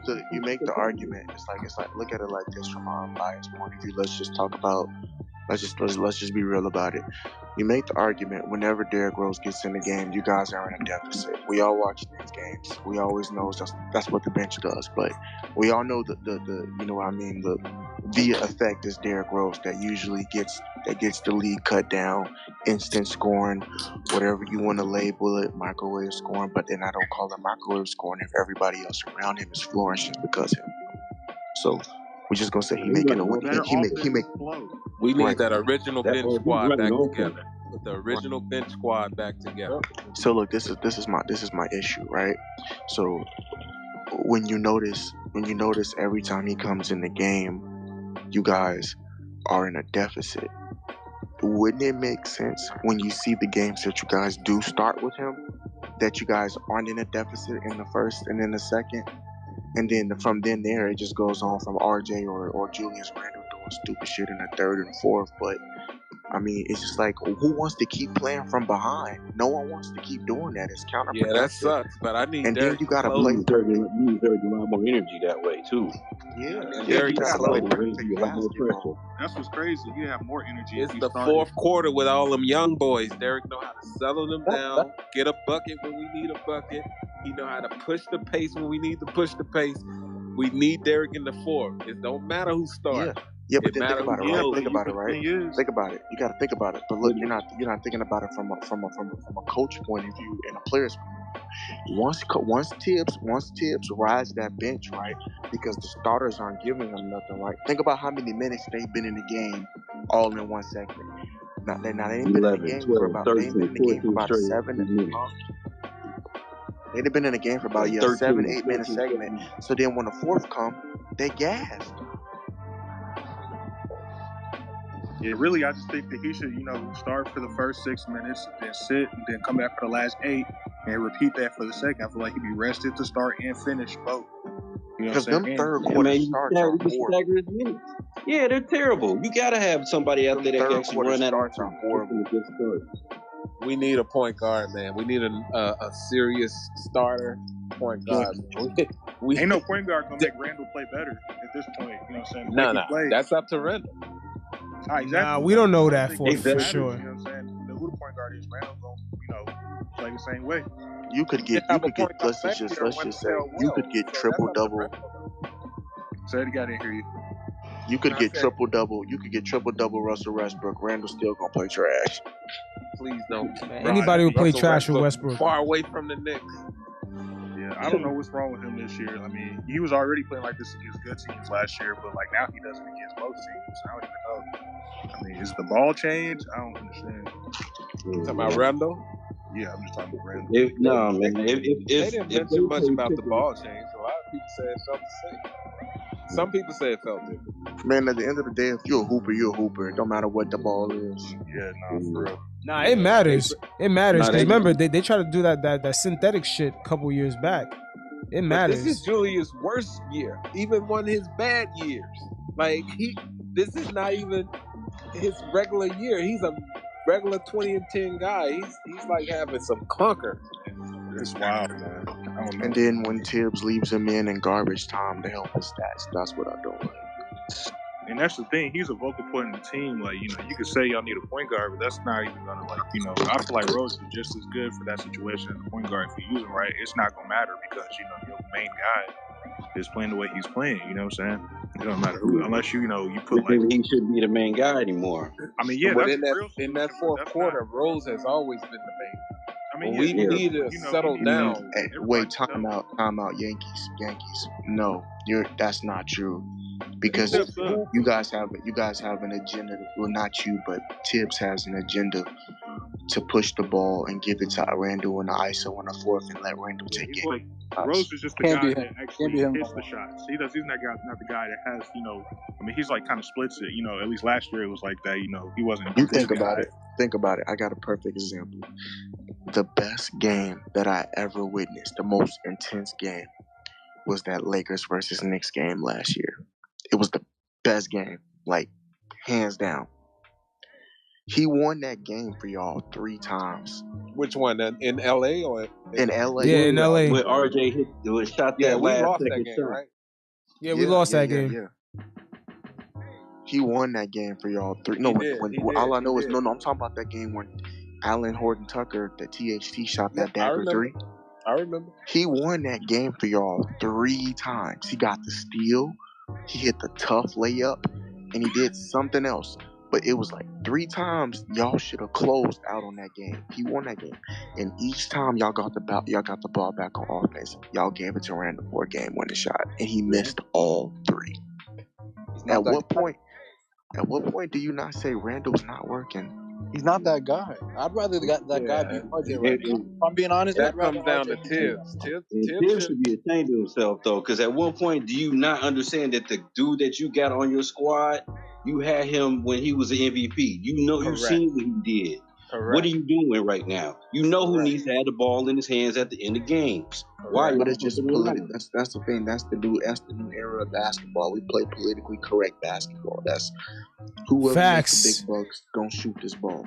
Period. Yep, I hate that shit. At that point in the season last year, though, I wouldn't have been mad if Randle had the ball because he had proven time and time again he was a bucket last year. He did not show up against big teams last year. In that Lakers game?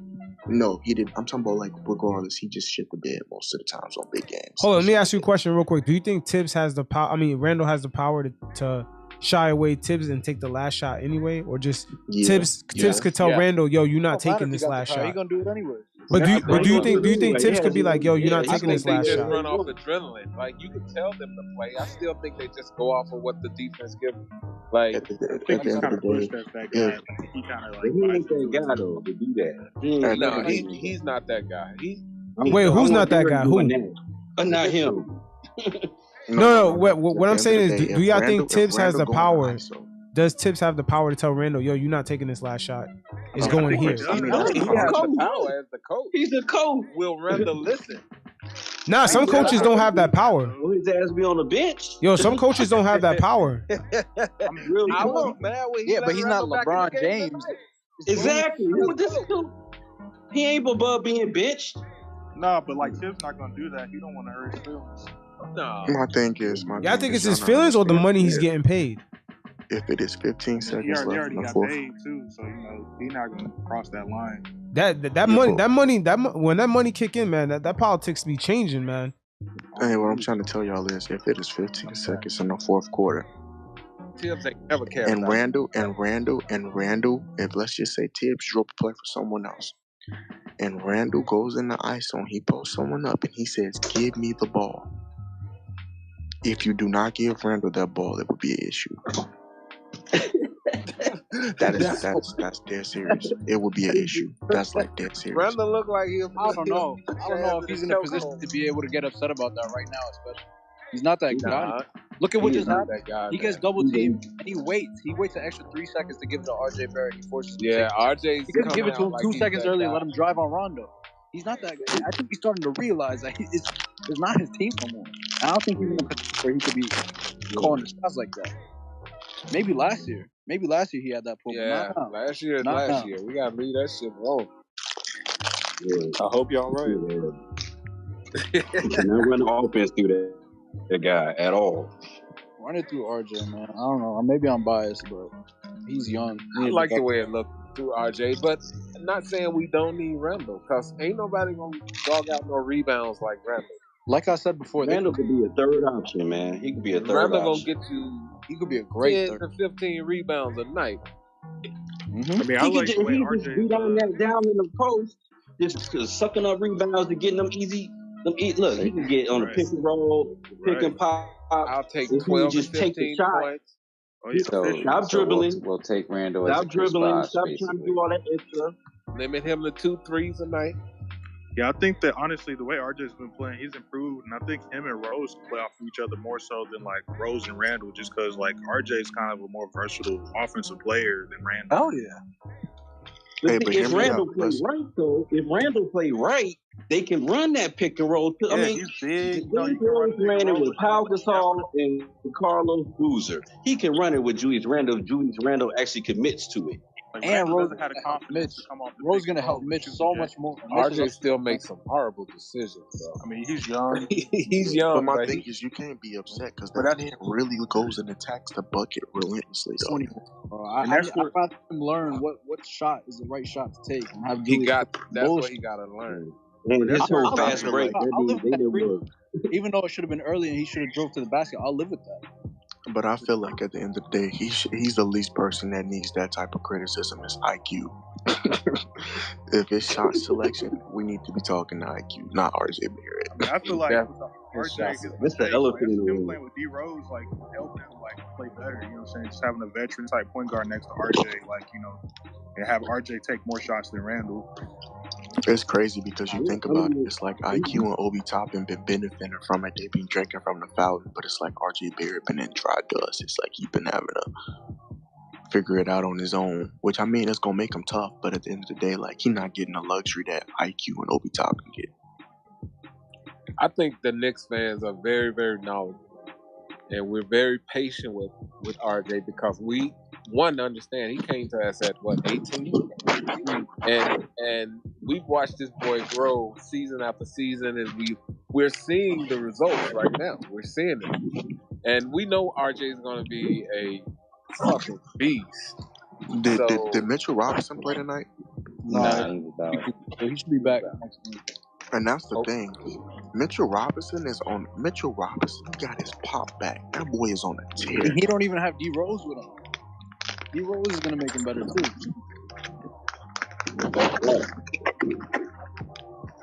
That boy is on a tear. I'm talking about like everybody was finna give up on him, and I was literally saying like, just wait till he lose some of that weight from all the cardio. And his body adjusts. Now every time he get the ball, he going straight up dunking it. He definitely lost. No layups, nothing, just dunking it. But so you gotta stay healthy. Definitely becoming a 15 and 10 type of guy right now.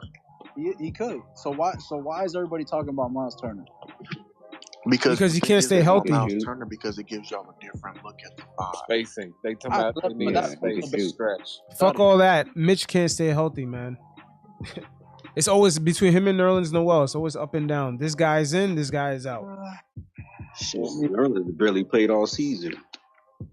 You can't make the argument for Mitch. This shit last year, right when he came back, he had a bad injury. This year he's been good for the most part. This is like the first real like scare that we had from what I can. Wait, who are you talking about? Nerlens? Mitch, Nerlens has been out most of the season.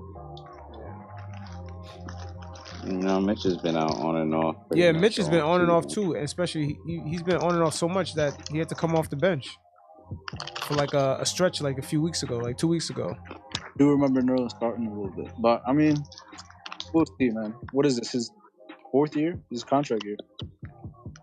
Yeah, this is contract year. Yeah, but you got to show something 4 years in. All right, let's see what they decide. Let's to stay healthy. Let's just be real for a second, and let's all be honest. Let's say you guys do make the playoffs. The way Randle playing right now, you guys might as well not even go. Let's be real. Shit! Is anyone optimistic that Randle is going to show up? Shit! No, I don't know. No, we're first round exit for sure. And that's what I'm saying. Like if everyone's betting their lives on it, I'm pretty sure like 90% of the fan base is going to say no, Randle is not showing up. So I don't know. It depends what happens in the trade deadline. Because I just think we need to fill a few holes, and Randle will be straight. From 5 to 12, it's still pretty tight. Anybody can go on a 3 to 4 game run and be right at the 6-7 seed. It's that tight. So you got to steady the course. I mean, there's always a hope that Randle get his game back. But once we get our team back, like I think once we get D Rose back in place and we get that second unit running whole again, we probably can make some moves. But it all depends on what happened by the trade deadline. So what they gonna do? I got a question. What do you think is gonna happen with Kemba when Derek comes back? Because remember, Kemba was out of the rotation. I think Kemba should be gone. Bench. Rose? He should, but no one Tibbs. Rose was still coming off the bench when Kemba was out of the rotation, though. Yeah, I definitely need Rose with that second unit. So who's gonna be this? So you gonna have Burks as a starting point guard? Well, I said we have to see by the trade deadline. I think they're working on something. But I don't think Tibbs want to get rid of Burks. Yeah, he loves Burks. Because Burks in that starting lineup. When he was in that starting lineup, man, he was awful. Yeah, he was. He was awful. No Tibbs and Brian is going to drop right back out that rotation. Even with the way he can't depend on Kemba, man. He can't depend on him. So he may limit Kemba's minutes to maybe he may get Obi minutes. He needs to be situational. Like, for real, bro. Either situational but it's like you say, he needs to be here. situational. But it's like by that time, when he get in the game, everybody just gonna attack him, and it's just gonna be free cheese. Yeah, it's free cheese now. He needs to be gone, bro. I'm just saying. Now, I love Kemba. We tried to make it work, man, but it's just not. I mean, if you have to waive him, waive him. And I'm asking you, just think about it. Just think about it. You I'm don't at the think point he of would no be, return, bro. You don't think he would be better coming off the bench? He wouldn't be better coming off nobody's bench, man. His knees don't allow him to bench. The only reason why I'm gonna say no is because he's a scoring point guard. He's not like the young boys. They run different because D-Rose be having them in the place they need to be. I don't think Kemba puts people in the positions where they need to be. He's he needs the ball in his hands to be effective. That makes no sense because I mean that's like you discrediting everything he's ever done in basketball. Period. He does put place. No, he's not an assist guy, is what I'm saying. He's not put people in position to score. He's not an assist guy. That's what I'm saying. That's exactly what I said in the beginning of the chat. I was like, exactly. He sees exactly what I see. I'm like, that we don't need Kemba to score, man. We need Kemba to set guys up, like RJ. Yeah, one assist point guard on the roster. He's the only way that gets 10 assists without even like dominating the ball. I want to see. My thing is, I just want to go ahead. Dribble out. Kemba has to dribble out a majority of the time for him to score, or for him to actually make some type of difference on the court. Other than that, if he ain't giving you that, he ain't giving you nothing. Yep. And that's the problem with the Knicks, man. That fit with Kemba is just really killing us. But yo, I'm gonna leave this chat up for a few more minutes. You guys just get off your last words. Okay. What I will say is that come down the court smiling, bro. I'm sorry for cutting you off. That's another thing that gets me with Kemba, bro. He will be playing horrible. He come down the court laughing. He shit funny. What was you saying? We gotta ask ourselves though. You know what I mean? Like, we could say with every team. We could say this with every team is if they make shots, then of course we're gonna win games, right? We could say that with every team. My thing is what happens when we don't let's just say like we don't make the playoffs this season, whatever, cool, right? Is that a guarantee that Randle is gone? No, man, he's locked in. He's locked in. We can't bail. The Knicks are not in no position to be bailing on stars right now. Not after what happened with KP. Who says Julius Randle's a star? No, but like, you know what I mean? Like, we're not in a position to bail on certain guys anymore that you pay a lot of money to. We're not in a position to do that. It looks bad. You got the Melo situation the way it played out, the KP situation the way it played out, and now we paid Randle a bunch of money. We're gonna bail on him. That should be. We look suspect, man. No, we can't do that. Bro, if he gets out his own head, I think they could give somebody a good playoffs. Depending on who they get, obviously. Nah, man. Let's fill up this roster first, man. Let's figure out the center position. Let's figure out the point guard position. I don't really think they're giving Randle up, to be honest with you. What annoys me is that everybody thinks De'Aaron Fox is the answer. Who are we giving up? I don't think so. The needle and put us in that position we need to be.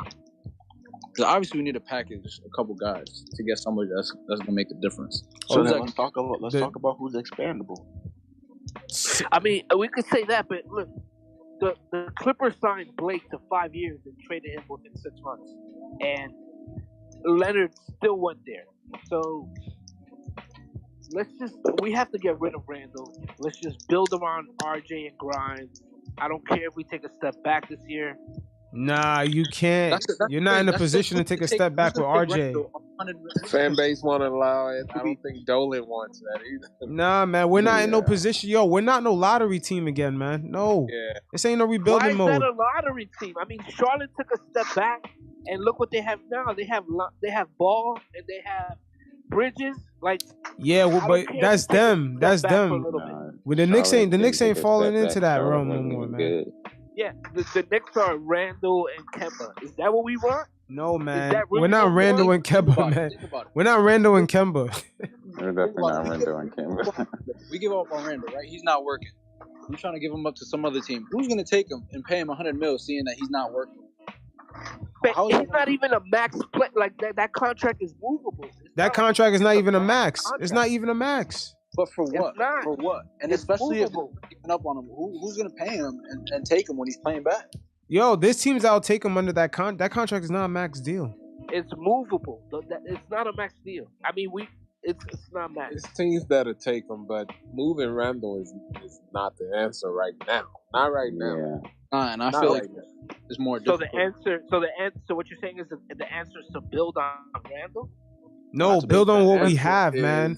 Either through trade or just develop within, man. We got to keep going. There is no like us picking 7th or 6th in the draft. Fuck all I that. agree That with shit's you. done. Build within. I agree with you, but Randle can't be that within. Yes, he can. Why yes, he can. Because he doesn't. Why do you want that? He doesn't have to be the number one. You're watching it right now. Why do you want that? Well, one, because Randle doesn't have to be your number one option. He just is right now by default. So we can always get a guy. Yeah, we can always get a guy that's better, and then Randle can drop down to a number 2 or a number 3 if RJ steps up. And I think Randle I is agree with 3. I agree with you. But do you really feel like Randle is gonna be okay dropping back? I mean, look how he's acting this year. Yes, I think we're witnessing it right now. If we get I want to say yes. If we get a player that's above him, yeah. If you get somebody like a DeRozan, hell fucking no. But if you get like a Durant type of player or something of correct. I agree with you. I agree with you on that. But my thing, if you get a Durant. If you get a Durant, that means RJ has to go, Grimes has to go, Toppin has to go. I mean, something has to add up to that contract. We definitely don't need another No. I'm not talking about through trade. I'm just talking about in general. If we get a player through free agency that's a superstar player. Yeah, we get a Dame Lillard through free agency. Yeah, he will take a back seat to Dame Lillard. Like, he will be a number 2 or number 3 option. But why would a player like that want to come play with the inconsistent? Your 2 biggest contracts are Fournier and Randle, 2 inconsistent Exactly. players. That's what I'm saying. Yo, and at the same time, there are no free agents for the next 2-3 years. Contract was, there are no free agents. Contract's not getting traded easily for how he's playing. You know what I'm saying? And let's keep it real. Contracts don't mean what they used to. No, they don't. Yo, but the free agency list is look at still. I don't. They move his contract everywhere. He's got a dope contract. His contract. I agree. I don't want to put all my chips in with Randle as part of my rebuild or what I'm building towards. Like, I don't want that. Yo, stop looking at him as a number 1 option. He's just a nice piece to have, but he's not the 1A. But he's a nice piece to have. At the work that Randle if we put Randle in a Chris Bosh role, like I don't see any problem with that. I don't think. But do you really think Randle will? Do you really think Randle will play the boss role and stay quiet? If there's a LeBron and D Wade on the team, we need a guy.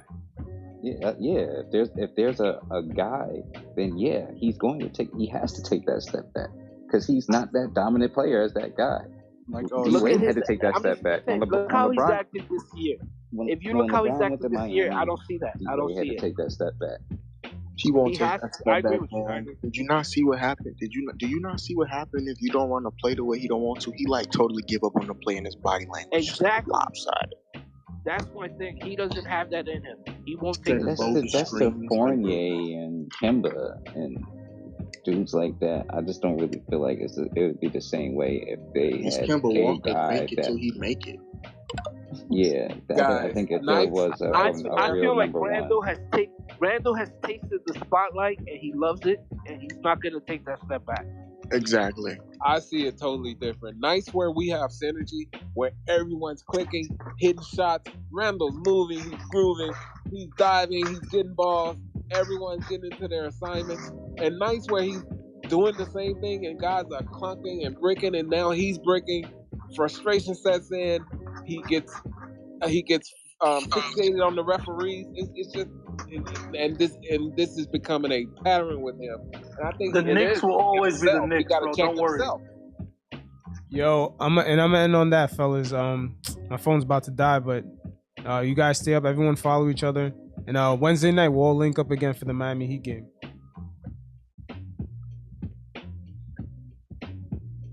All right, fellas, stay up, man. Peace.